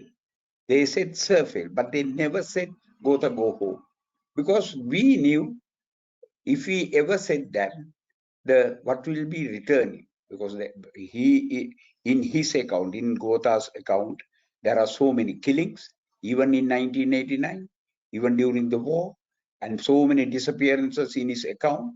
So no one had the guts to say, Gotha, go home. But these young people, without no one in the show as a leader, they say, Gotha, go home. So what will be the reaction of the government? So now they are organizing the racist Buddhist monk. Now the Bodubala Sena have issued a statement challenging. They want to start trouble and divide again the Muslims and the Buddhist people and the other nations, because Gotha came to power using the Easter bomb attack, saying that showing that national security is the most important thing. Now again, this government is trying to use the Bodubala Sena, the racist Buddhist organization, to say that Muslims are trying to use this campaign to for their purposes like that. So I am worried because the struggle is going on. The people are supporting it, but no one knows how to connect these things with the political parties or the trade unions or the civil societies, but still it moves on. To end this, I'll just talk about our issue, the disappearances. Sri Lanka is the second largest number reported to the UN Working Group on Disappearances. In 1989, there was disappearances in South. There was uprising by Sinhala youth, and then it was crushed. Mr. Mahinda Rajapaksa, the present Prime Minister, who was the leader of that campaign during that time, he, on his own word, said 60,000 were disappeared from South or killed. Now, in the Northern War, the Bishop of Mana, in his statement, he said 147,660 odd people are unaccounted for. The people who entered the no-war zone area and who came out, the difference of that number, he said 147,660. So no one cares. So we got 30 years to get a permanent office of missing persons, to establish, to reveal the truth, a reparation commission, but not a single family or a victim was benefited from that. So there is no political will to do those things. Remember, every 20-30 years, in every 20-30 years, there's uprising and there's disappearances and killing and everything. So the thing is, I don't have any proposal, and I am unable to present this to the youth who are on the street. So we have to think how to tell them and how to be with them. That just putting up proposals and asking them to obey that won't do. So we have to think as much as possible how to keep this movement supported and to get the solutions for our problem. So thank you very much. I don't have one question, sir. You mean to say Bodubal Sena and all, again there will be this communal divide again, in spite of Sri Lanka being to crisis, such a deep-rooted crisis. Everyone is affected now. Every community is affected. But still, it is the easiest thing to raise in the minds is religion and ethnicity. I don't think that they can do that as in 2019, because in 2019 it is the main thing in the South. That is why the South Sinhala majority support Gotabaya Rajapaksa. Now they are trying their best. I also do agree that they can't do it as in 2019 because of the economic crisis and everything, but still they are trying to use this Bodubala Sena. And even about 3 days ago, the Buddhist monks started a march towards the gold face green, but it was stopped because they knew they couldn't come there. So the trade unions are still not joining this struggle. The political parties have been rejected. So the government, the only thing they can have is the racism again starting trouble with the Buddhists and the Muslims and the Catholics. Even Catholics are being caught now because they were told, because of the Easter attack, the cardinal directly blamed this on the government. So very recently, 1.5 hours media, this thing was conducted by the defense secretary to say that the government, the Gotabe and others are not involved in the Easter attack, because the Catholic Church is asking who the mastermind behind this Easter bomb attack. So very after this struggle came out, because people say it is the curse of the Easter attack coming over the government. That is why this is happening. So they have to answer for that. 1.5 hours they were trying to explain, Right. but they couldn't. So everyone has got their own say in this situation, Lankan crisis. I think Faisalji, you want Gamika Gunawardhan? I think he has been sending his request that he wants to speak. Will you call I him? think Mas Yusuf first, maybe. Okay. Gamika ji, you can you speak Hello. Yes. I'll speak very briefly since his name in most Mas of you. Can you speak after Mas Yusuf so you can take time? Not an issue. Gamika ji. I can speak now. Yes. You can hear me? Yeah, we can hear you, but Mas Yusuf is on the line. Don't you think you can speak after Mas Yusuf and you can take time also? You can take time and speak, not an issue. I'm going to be here till you speak out properly because the world is hearing you. Okay. Dr. Reddy, So also have we have Sunil R. De Silva, Mas Yusuf, Sunil R. De Silva, and Dehan De Silva is also to speak. So if anybody can just speak quickly. Okay. Can I speak, please? Yeah, Mas Yusuf, you speak. After that, Gamika ji will speak. Yeah, done. Okay. Can you hear me? Yeah, we are hearing you. Thank you. Thank you for having me. Good evening to everybody. It's a late night. Camera. Yes, correct. After Ramadan, and I'll be just only sharing some bullet points due to time constraint.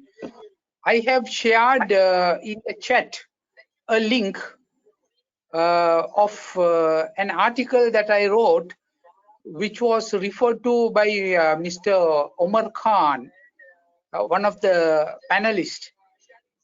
Thank you very much, Omar Khan, for reading it and also for your appreciation of that, the content of the article. I appreciate it very much. I put the link there on the chat so that others also will be able to read the content of it. Because I have put the link, I'll just only brush through very fast due to time constraint. The theme of the talk today is Lanka in crisis, way forward.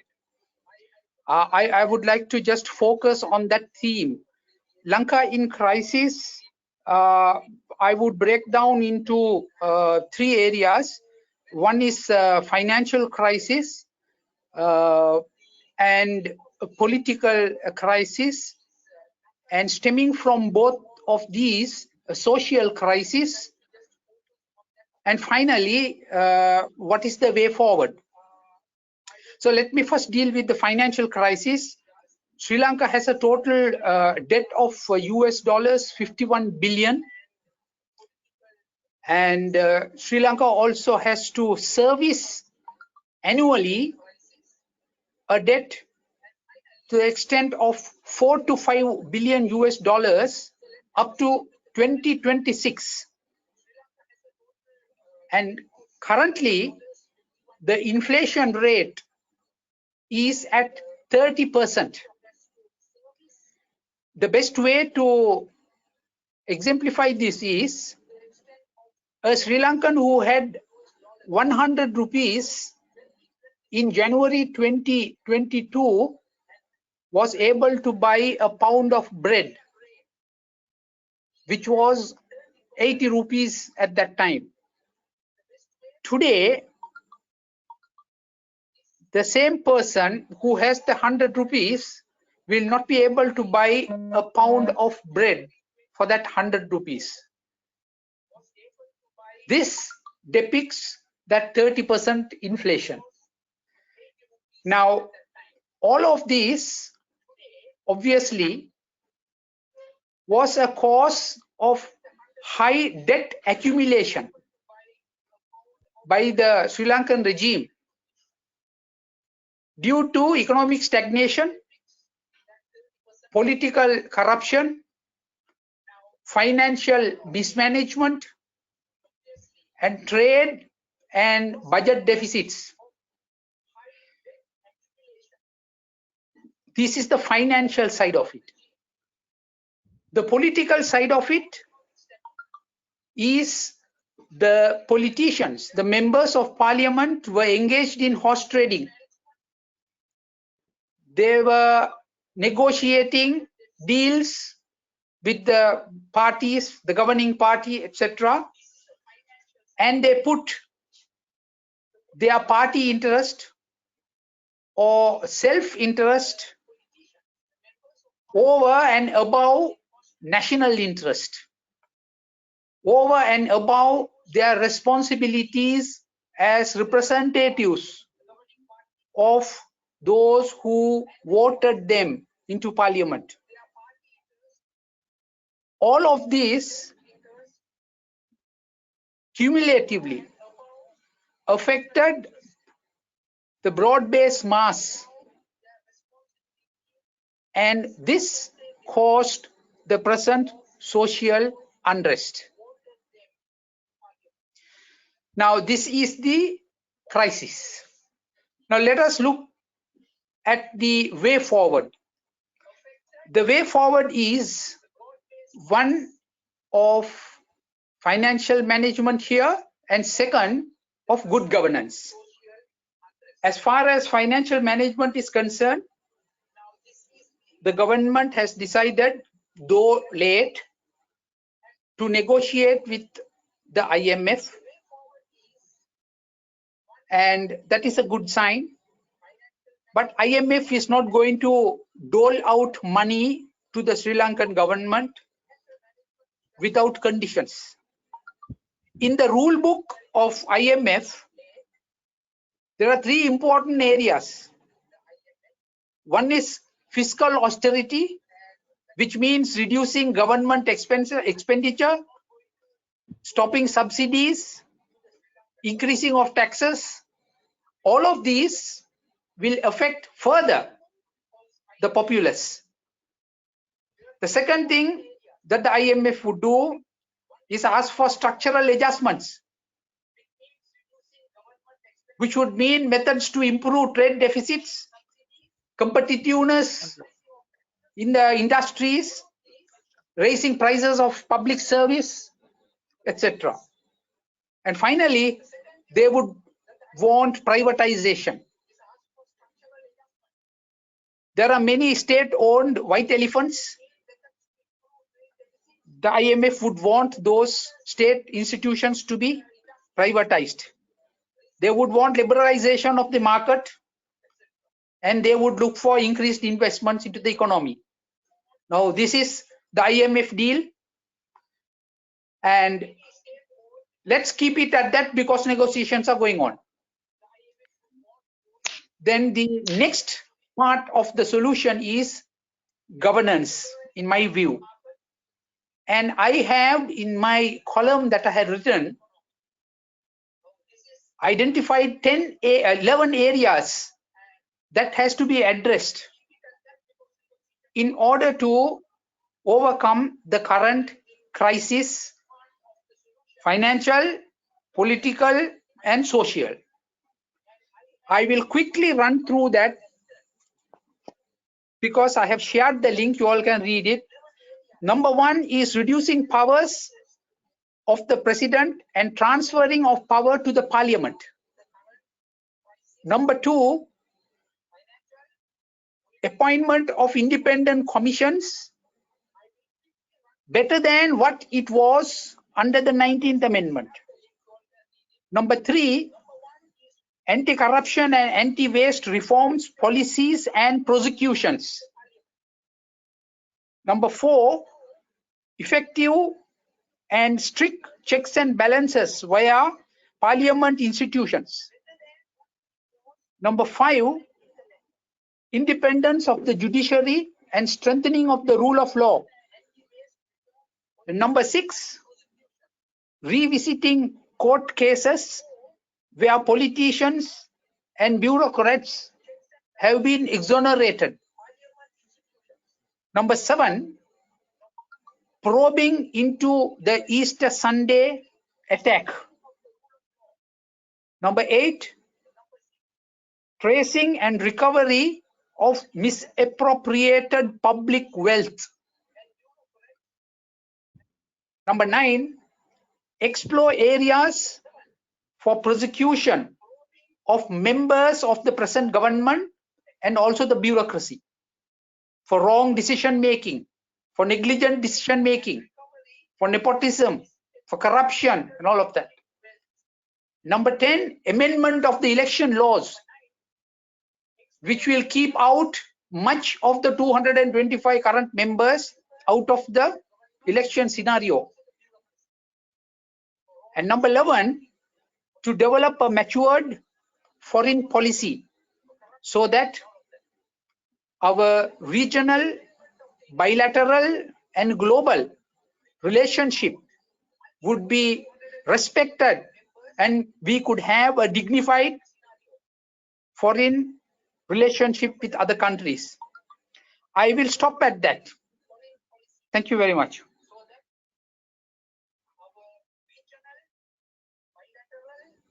Thank you, Mas. Then Gamika, would you like to carry on? Thank you, Mas. I look forward to reading your article, Mas. Thank you. Okay. Yes, you can hear me. Well, I'm actually falling asleep since I woke up very early, but I'll try to keep this brief. I think many speakers covered what I'm about to say, but there are some very important points which I'd like to stress.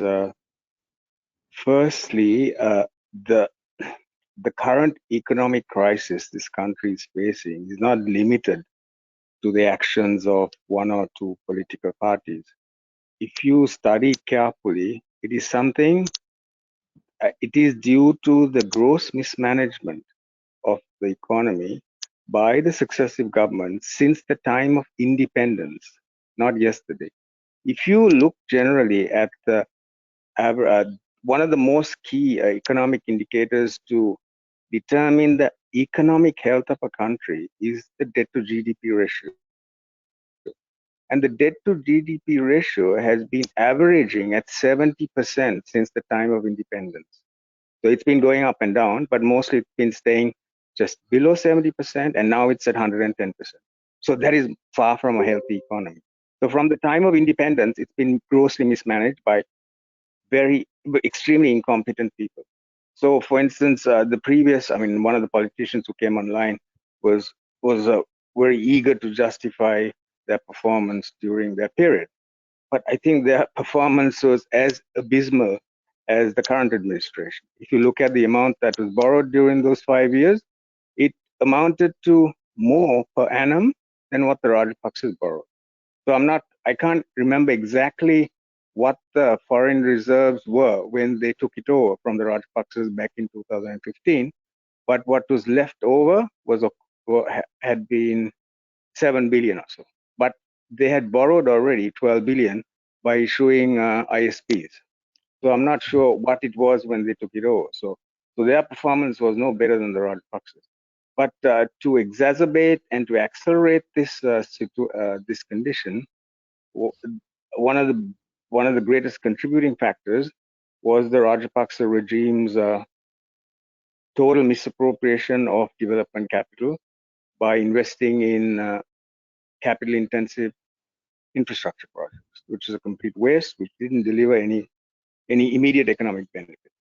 And the other major issue which I want to stress is that most of these economic pundits and so-called academics, they just go on like a mantra, repeating and advocating to the government that go to the IMF, go to the IMF, go to the IMF.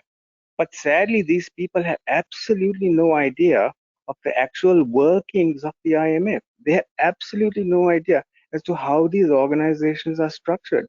They have absolutely no idea about the actual agenda of these organizations. The actual agenda of these major international bodies, such as the WHO, the IMF, the World Bank, they are all there to serve the interest of the majority funding partners, nothing more. Everything else is secondary. So they are not there for the interest of the developing countries such as us. Their only function is to serve the interest of the majority funding partners, which are the big economies, mostly to carry out the foreign policy agenda of America and the West, nothing more. So by getting into any kind of agreements with them, they're simply trying to gain leverage over us. That's their objective, not to really help us. If you think about all the bailouts our country has been accepting from them, it's 16 or so. So what is the actual meaning of a bailout? Bailout is, okay, you get bailed out. Is it because you need to get bailed out 2-3 years down the road? So their agenda is completely different to our interest. It's a complete conflict of interest. So if you know the inner workings of these organizations, you would stay a mile away from them unless you have absolutely no other solution. The only reason you should go to the IMF is if your whole currency collapses and there's no other way out of it. So when the currency collapses, you have no other option available other than going to the IMF. Whereas until such time, you can strike bilateral agreements with various other countries, which is far more favorable for your economic well-being and your development. Now, if you look at some of the people who left the IMF and the World Bank, these are senior officials who have held very prominent positions. They are openly revealing to the world the workings of the IMF and the World Bank, how their predatory practices are literally strangulating many of these developing countries.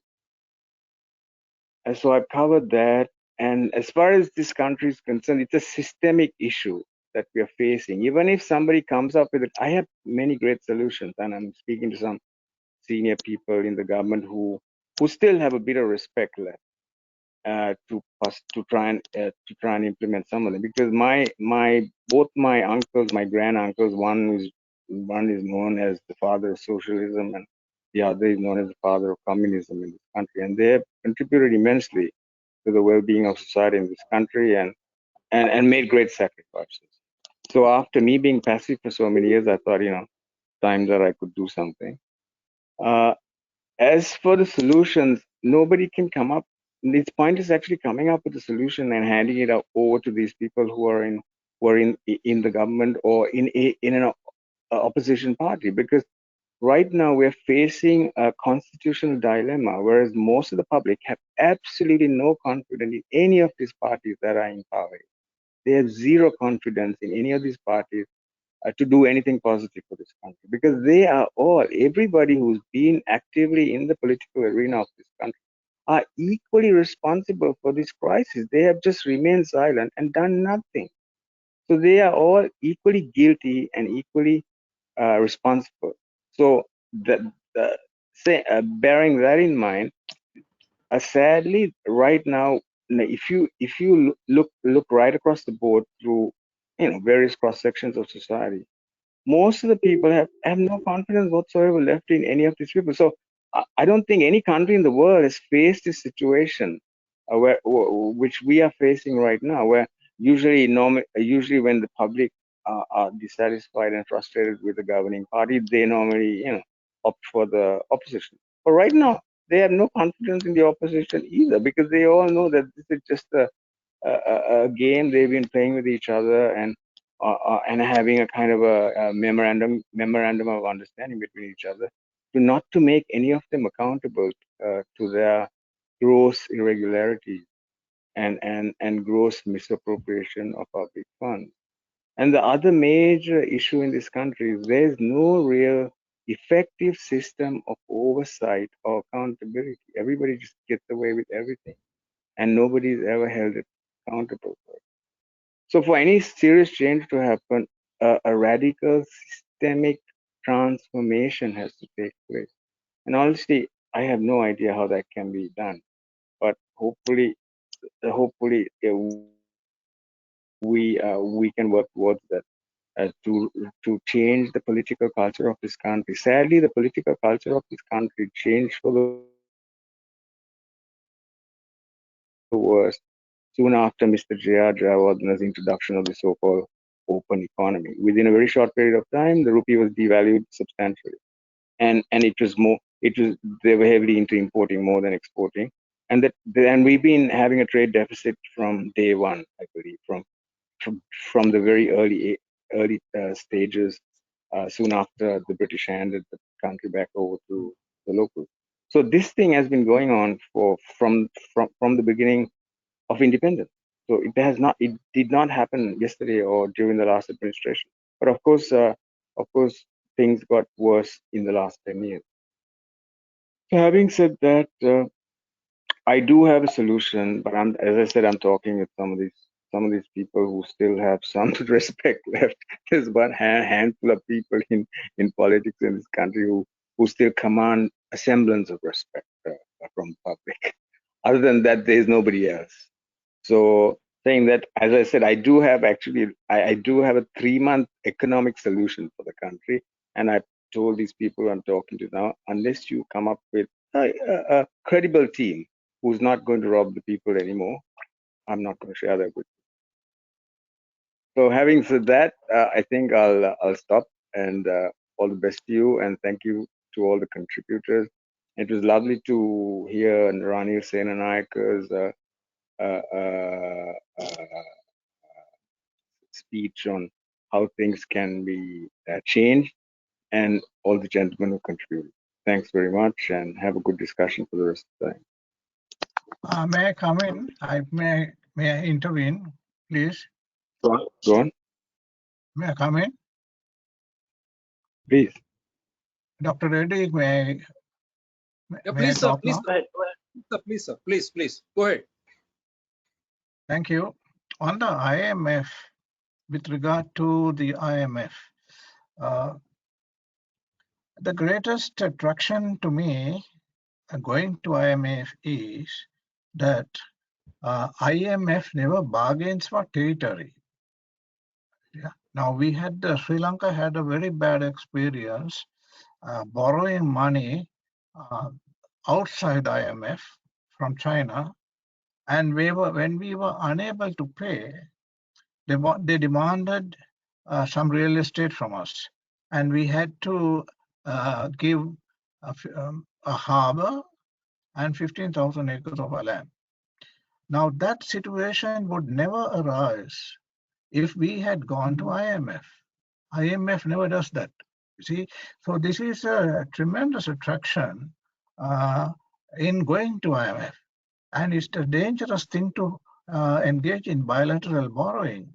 If a country has to borrow, I think the safest place to borrow from is the IMF. That's one reason.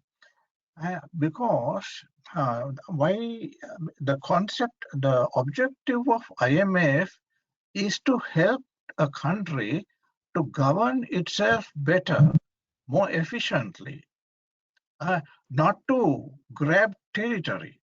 IMF is not a money lender. IMF is not a money lender. It always helps countries to govern themselves more efficiently. And IMF, I can see, his record will show that even communist countries, socialist countries that shunned IMF, finally went back to IMF and rejoined IMF. And IMF has helped even Russia. And the IMF has helped Vietnam, another communist country. And today, as a result, Vietnam is on the road to becoming another Asian tiger. You see, that is because IMF helped Vietnam to strengthen its governance, its efficient, and make the government more efficient. You see, now if IMF I'm sure this Sri Lanka has gone to IMF, and IMF, I'm sure, will want the state-owned enterprises of Sri Lanka to be privatized. Absolutely correct, no? That's the correct thing to do, no? Why are we waiting till the IMF tells us to do it? You see, the major reason for Sri Lanka's economic collapse are the state-owned enterprises. We have to privatize. I gave the example in my brief 6 minutes. I couldn't expand on all this, but I gave the example. Even a strong economy, one of the strongest economies in the world today is India. Even India has privatized Indian Airlines. You see, even India. What are we doing? We are a bankrupt economy. We are living on loans. Sri Lanka is living on loan, borrowed money, begging, and still we want to keep Sri Lankan Airlines going. So I think it is not fair to say that IM is looking after the money to those who fund IMF. You see, that is I don't go along with that idea. The objective of IMF is primarily to help a country to improve the governance of a country. That's the primary objective.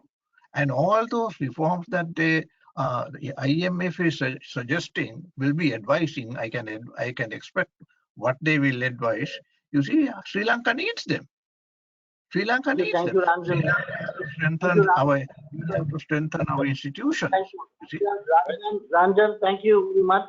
We have to move on to the next page. I'm sorry we don't have enough time. We're already very late. Can I ask Sunil Silva to come on, please? Right. Thank you. Thank you, Faisal. Thank you, Ranjan. And Dr. Siva Prasad and others. I have been listening to the others, and I have been able to observe the ground situation in close quarters today, this afternoon, and till evening.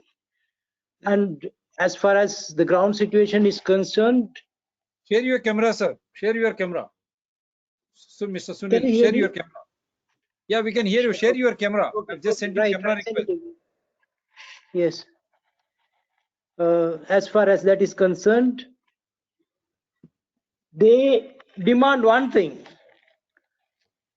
an end to corruption and a systemic change. An end to corruption and a systemic change. And that movement is allegedly without leadership. That is what we are hearing others to say, but exactly not. It is exactly not. It's a leadership. It has specific leadership. The specific leadership is not one single individual, but a united force of youth who are united, who have shed their differences in terms of color, creed, caste, religion, and everything.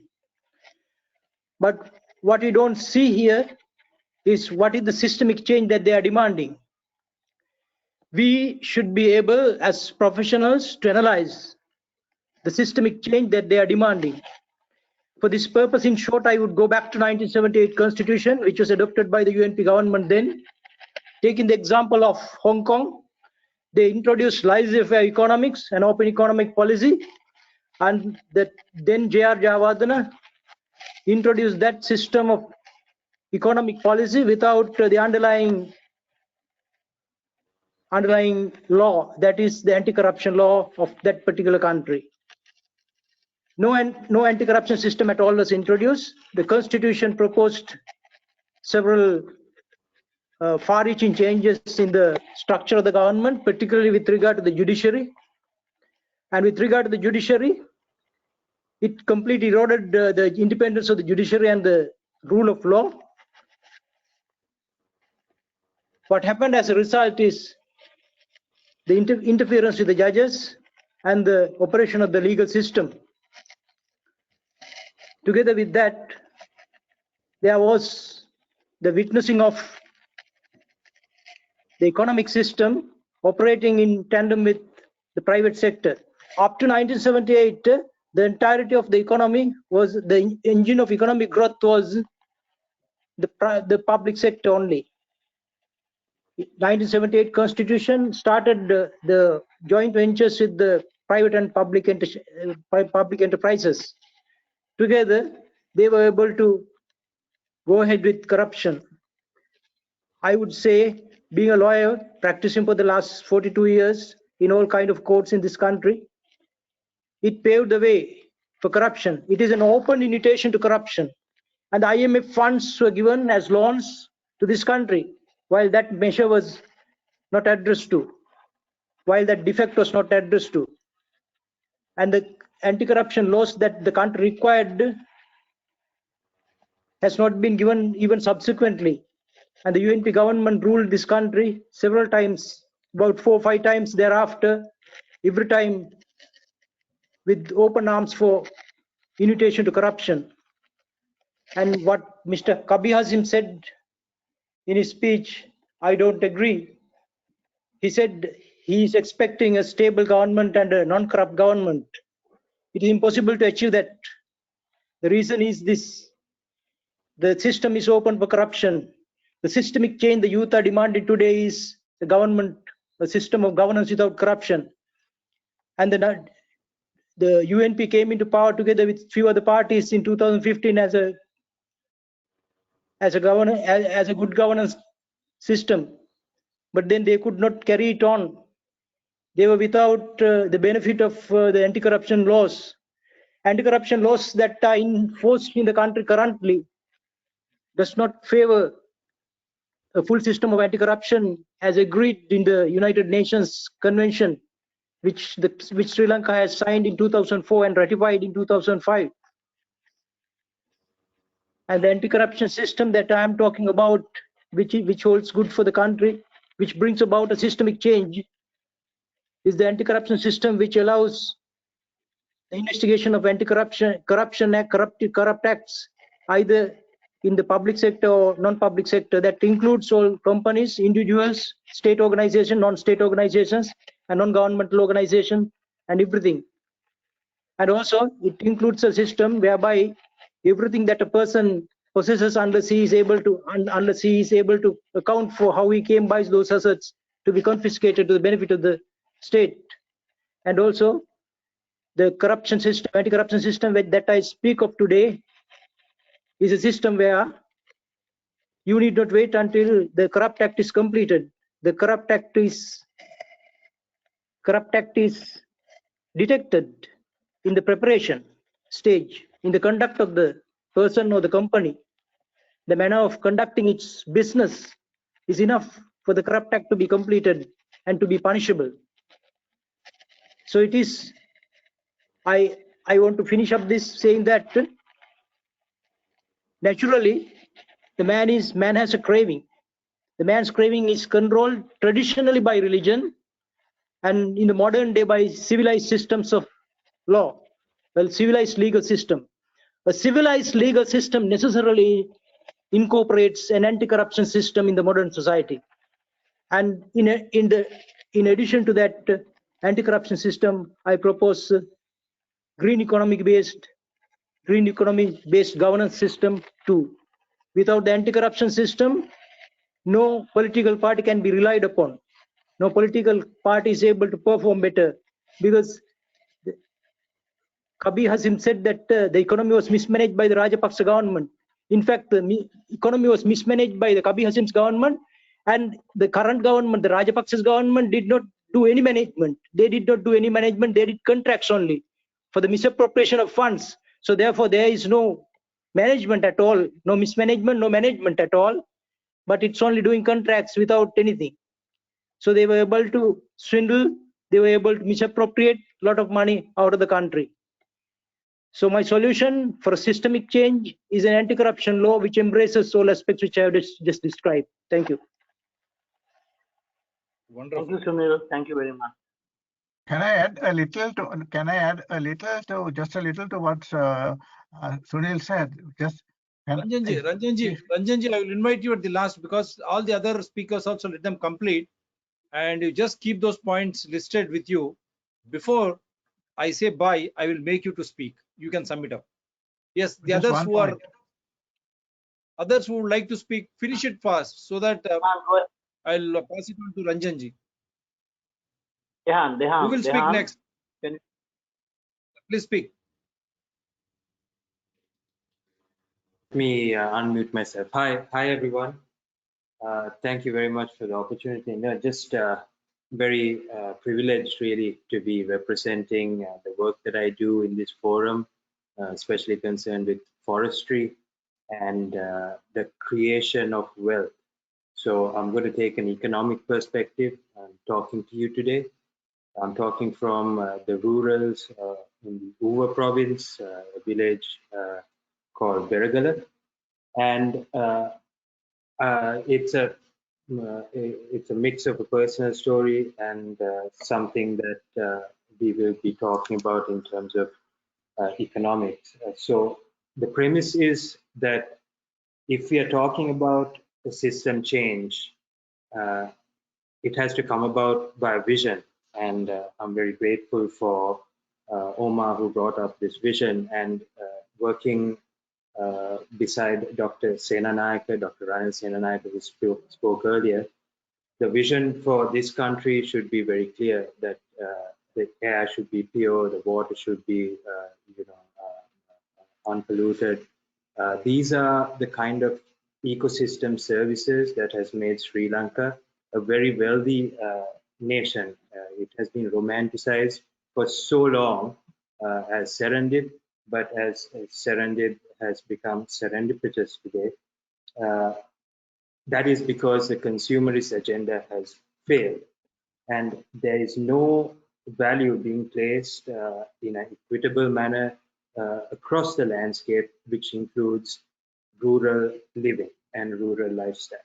So as a young person who is unfortunately also not participating in any non-violent demonstration, but is actively participating in some work where restoration becomes a key premise of building our economy back and the creation of this wealth. So like I said, the consumerist agenda has failed, and the system change that people are looking for should become stabilized and represented in and evaluated in terms of the infrastructure of ecosystem services production. So these governments, they have put us in such a shamed position, building all this white elephant, infrastructure, and expecting all this magic to happen with very few tourists actually come here. Am I correct in assuming that 2.5 million as against 35 million who go to Thailand? So there is definitely opportunity, but we are not looking at ourselves and how we are going to progress into the future, because the land has degraded itself. We don't have food to eat. The air is not pure. The water is not clean. So this premise of how to develop a vision based on these objectives, and building an economic system, a green economic system, or whatever you may want to call it, these are all arbitrary to most of you, but in more than a singular way. We have practiced, we have actually established models, ground models, based at our research center and agrarian research center in the Uba province. So these are some of the things that I am able to discuss broadly and more specifically also, but not in this forum with this time. And I have already connected with a few of you in this forum with your emails, and also connected Dr. Senanayake, who's looking at evolving the economic structure. And yes, we can go to all these IMFs and World Banks, and we can talk about crediting or restructuring our payments in terms of ecosystem, services, production. And that's the premise of what I wanted to introduce myself to you and this forum through. So thank you very much for this time, and thanks Faisal, and thanks Dr. Tangale, and thank you Dr. Ranil and everyone for inspiring this work at this time, in this era, in this juncture in Sri Lanka. Thank you, Dan. I think we have come to the conclusion. May I come now? Come in now? 1 second, Ranjan. Yeah, Faisal ji. Anyone else left out before I pass it on to Mr. Ranjan? I want to say a few words, Dr. Yes, Reddy. please. Please, you speak. With I think one of the lessons of this current fiasco is the fact that the every government that has come from the last 20-25 years have been marginalizing our traditional fishers and our farmers, and have been talking about a services-based economy, when 70% of our country is still rural-based, traditional people. Now, this urbanization project of the physical policy plan that has been published by the government, what we see now in today's scenario has completely and absolutely failed. So this urbanization project has to be thrown out of the window, and the government any government that comes in or tries to find a solution for us must first and foremost address the fact that traditional people want to live traditional lives. And if you carry on with the way you're going, any government, if we lose our fishers and our farmers, we will have no culture. Our entire culture is just going to go out of the window. I mean, in Udaipur, for example, you have one of the finest fireworking ceremonies in the whole of South Asia, better even than Kataragama, and the coals are walked by Tamil fishermen. If those guys are marginalized and sent into some mega city somewhere as slaves or laborers, what is going to happen to our culture? Every single festival we have in this country is based in fertility. Our culture is a very strong, ancient culture. We have more than 2,500 years at least of Buddhist culture.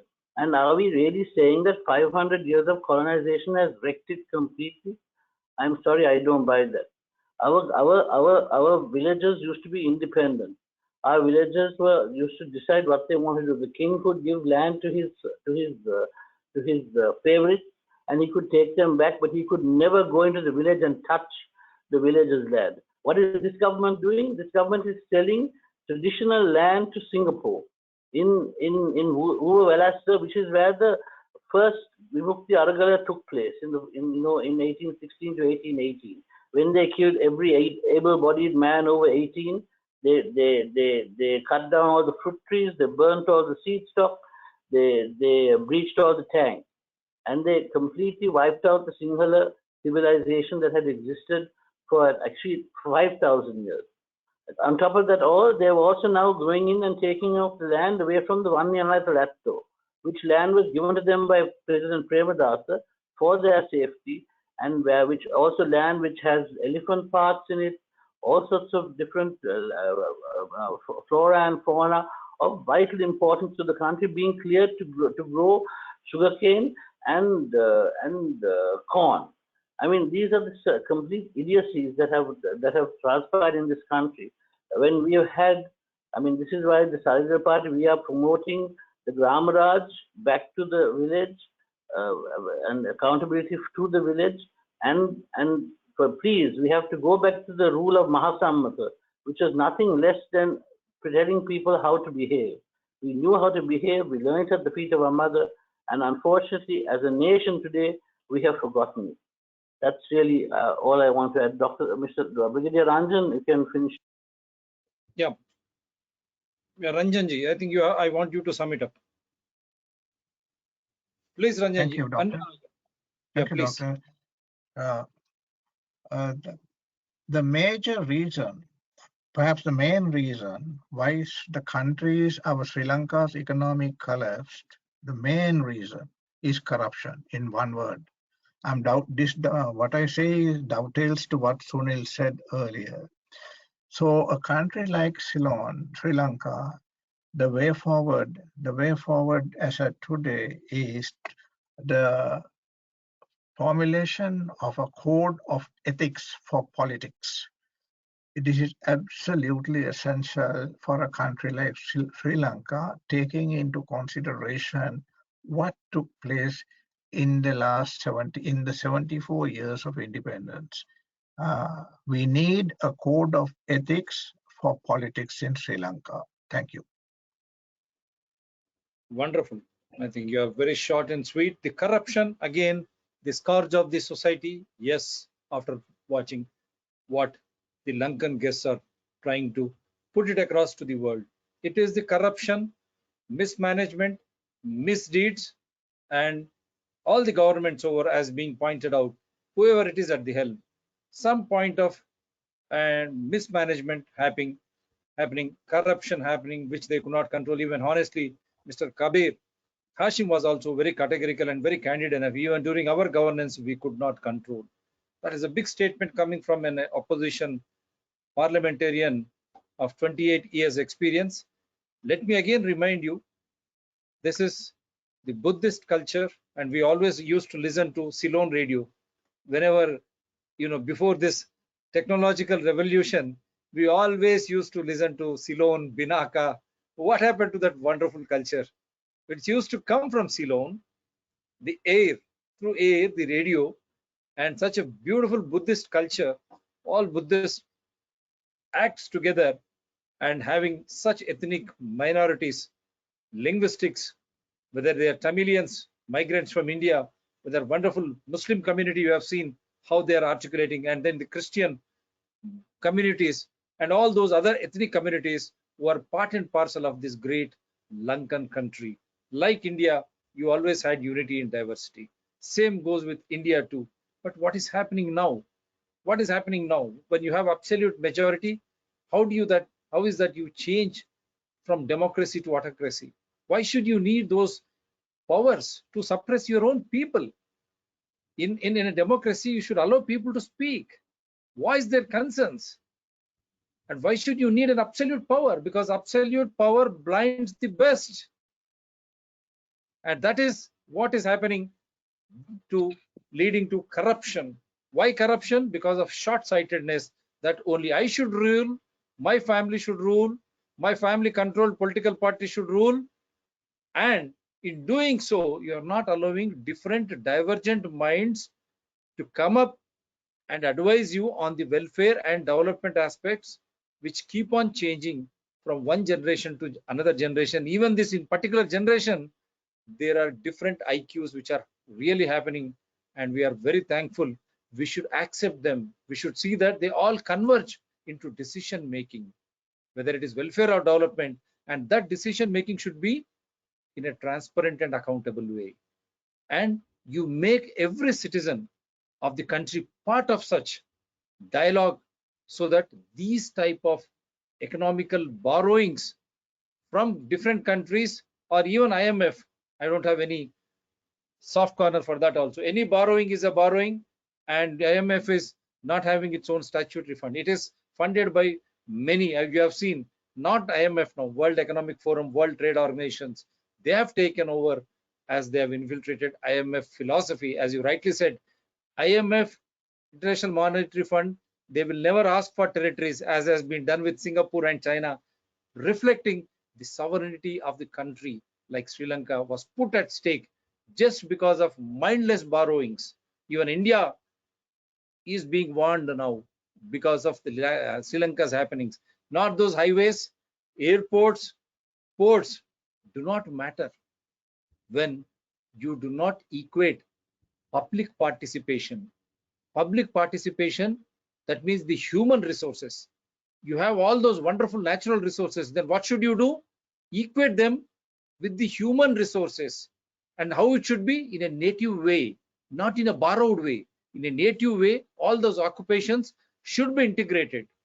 All those communities' occupations should be integrated, well knit, so that you'll have a wonderful working economic model customized to your country specific in that country, your provincial or district specific, so that that indigenous activity, that occupational activity of that particular region is not taken away in the name of the core economic satisfaction of those lenders. That means you are depriving yourself of your own identity and your cultural integrity. That is what holds any country together. And that is the beauty of a sovereign republic or whatever it is. When you allow that sovereignty to go away to the lenders, what will happen to the country? How can you expect any ruler can rule you? And as you rightly said, that cryptocurrency has become a big menace. Unlike Swiss banks now, you do not know who is the owner, phrase the resource, how these politicians and administrators, coupled with their own media, swindle away the resource, the natural resource or whatever it is, that belongs to every citizen of that country. And what happens? The Lankan crisis, which is the latest. Nepal, Somalia, Chile, you name it, everyone is there. I only hope this will be an eye-opener for all those countries who just depend on showing the development in the name of concretizing jungles at the cost of your environment, your own nature. You are giving away to the nature. You are destroying the nature. If you destroy the nature, the symbiosis, the life and nature should go together. If that is not happening, the utmost greed of a few, that 1% of the section of the society, will take over your nature, your life symbiosis, and that greed will destroy everything, your economy, your lifestyles, your traditions, your harmony with the nature. Why I tell you all these things is Sri Lanka having such wonderful coastline and such beautiful locales, it could have emerged as the world's topmost tourist destinations. And then with such ethnicity going, beautiful Sinhalese, beautiful Tamilians, Muslims, Christians, with that traditional Sri Lankan outlandish looks. What happened to that? Just in the name of development, you have destroyed the basic skills of every wonderful citizen Sri Lankan. This should be arrested. And we always feel political parties come and go.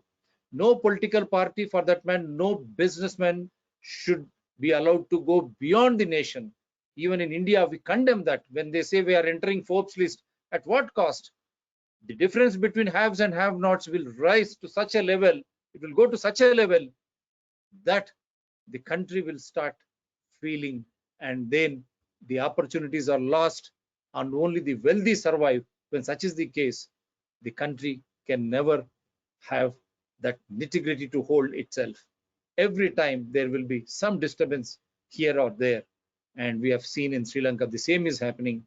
And I only sincerely hope the government or the parliament which is going to be in session will deliberate on what went wrong, and they will be answerable to the people who are on the roads, mostly youth, irrespective of caste, creed, religion, or political affiliations. When they are on the road, and I was made to hear that these demonstrations are very peaceful, and I would request everyone that these demonstrations should be peaceful, come whatever may, because it is our own country, it is our own infrastructure, and it is our own people.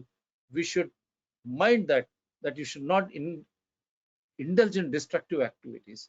We should be, one point focus should be, how should Lanka come out of this? They have proposed many solutions: end corruption, ask the present government to resign, there should be an interim government, and first address what has happened with the economic front and how to bail out all those wonderful citizens of Sri Lanka out of their necessities. First, they should be provided with basic necessities to survive.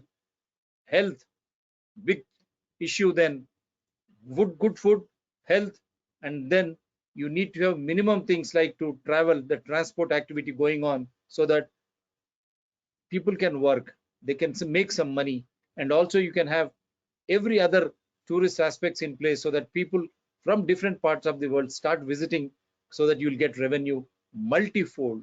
And believe me, by not following a proper fiscal discipline, a proper economic agenda, if you go on privatizing all public sector units as being done in India too, we are against it. If a private company wants to come in, let private company create such type of public sector unit, that entity, but not taking over the existing public sector unity in the name of stating that they are into losses. This public sector unity already have infrastructure and many human resources, and they have got a policy in place. How can a private company just come and invest and go? If that is the case, how is that private company not trying to establish such type of entities? And who is managing public sector units? Is it not the government and their own trade unions and those untroubled handling of the things in between? The administration is put to sword because of mishandling by the government. So you should be careful. Don't let your native units or your native public sector units or anything to go to the private sectors or IMF or whoever it is, as they have done to Singapore and China, giving away the territories. You should not be doing that. It is a warning for everyone. And believe me, I'll be hosting regularly this series. I'm thankful to Faisal Mansoor for coordinating and cooperating, having such wonderful people on the show. And we are allowing the people of Lanka to come out and speak so that the entire world listens to them, and even the people of Lanka also listen to that. Even the rulers also listen to that, so that a solution, a proper solution wherein people participatory constitutional democracy prevails, so that every citizen in Sri Lanka can lead a happy and comfortable life, having a stable and able government which only works in the interest of people in a transparent and accountable way. And mind you, it should be democracy, not autocracy. And don't give absolute power. It will blind it the best. Thank you, Mr. Faisal Mansoor and all. The same link will hold good for you. You can have this link and you can download. You can share it across the globe. We have nothing against that. Because this needs to be shared. I just Yes, want to Faisal thank Dr. Apuruvada, Kabir, Ranjan, Sunil, and Pratanda for staying on for so long. And I'm glad that everybody stayed on. And so good night and thank you. Thank you, Faisal. Thank you, Dr. Shiva. Thank you, everybody. Do support India channel for all the Indians. We say Sukhanidra, Shubharatri, including for all the Sri Lankans. We say Sukhanidra, Shubharatri. For the world over, we say good afternoon. I should say, because it's already late. I cannot relate it to good morning in America and everywhere. Still, good morning, good afternoon, and good evening. Tomorrow, we are coming up with a very good health vaccine eye opener. So stay tuned. See you. Thank you. Bye from. Thank you, Dr. Shiva. Thank you. Thank you. Thank you. Bye.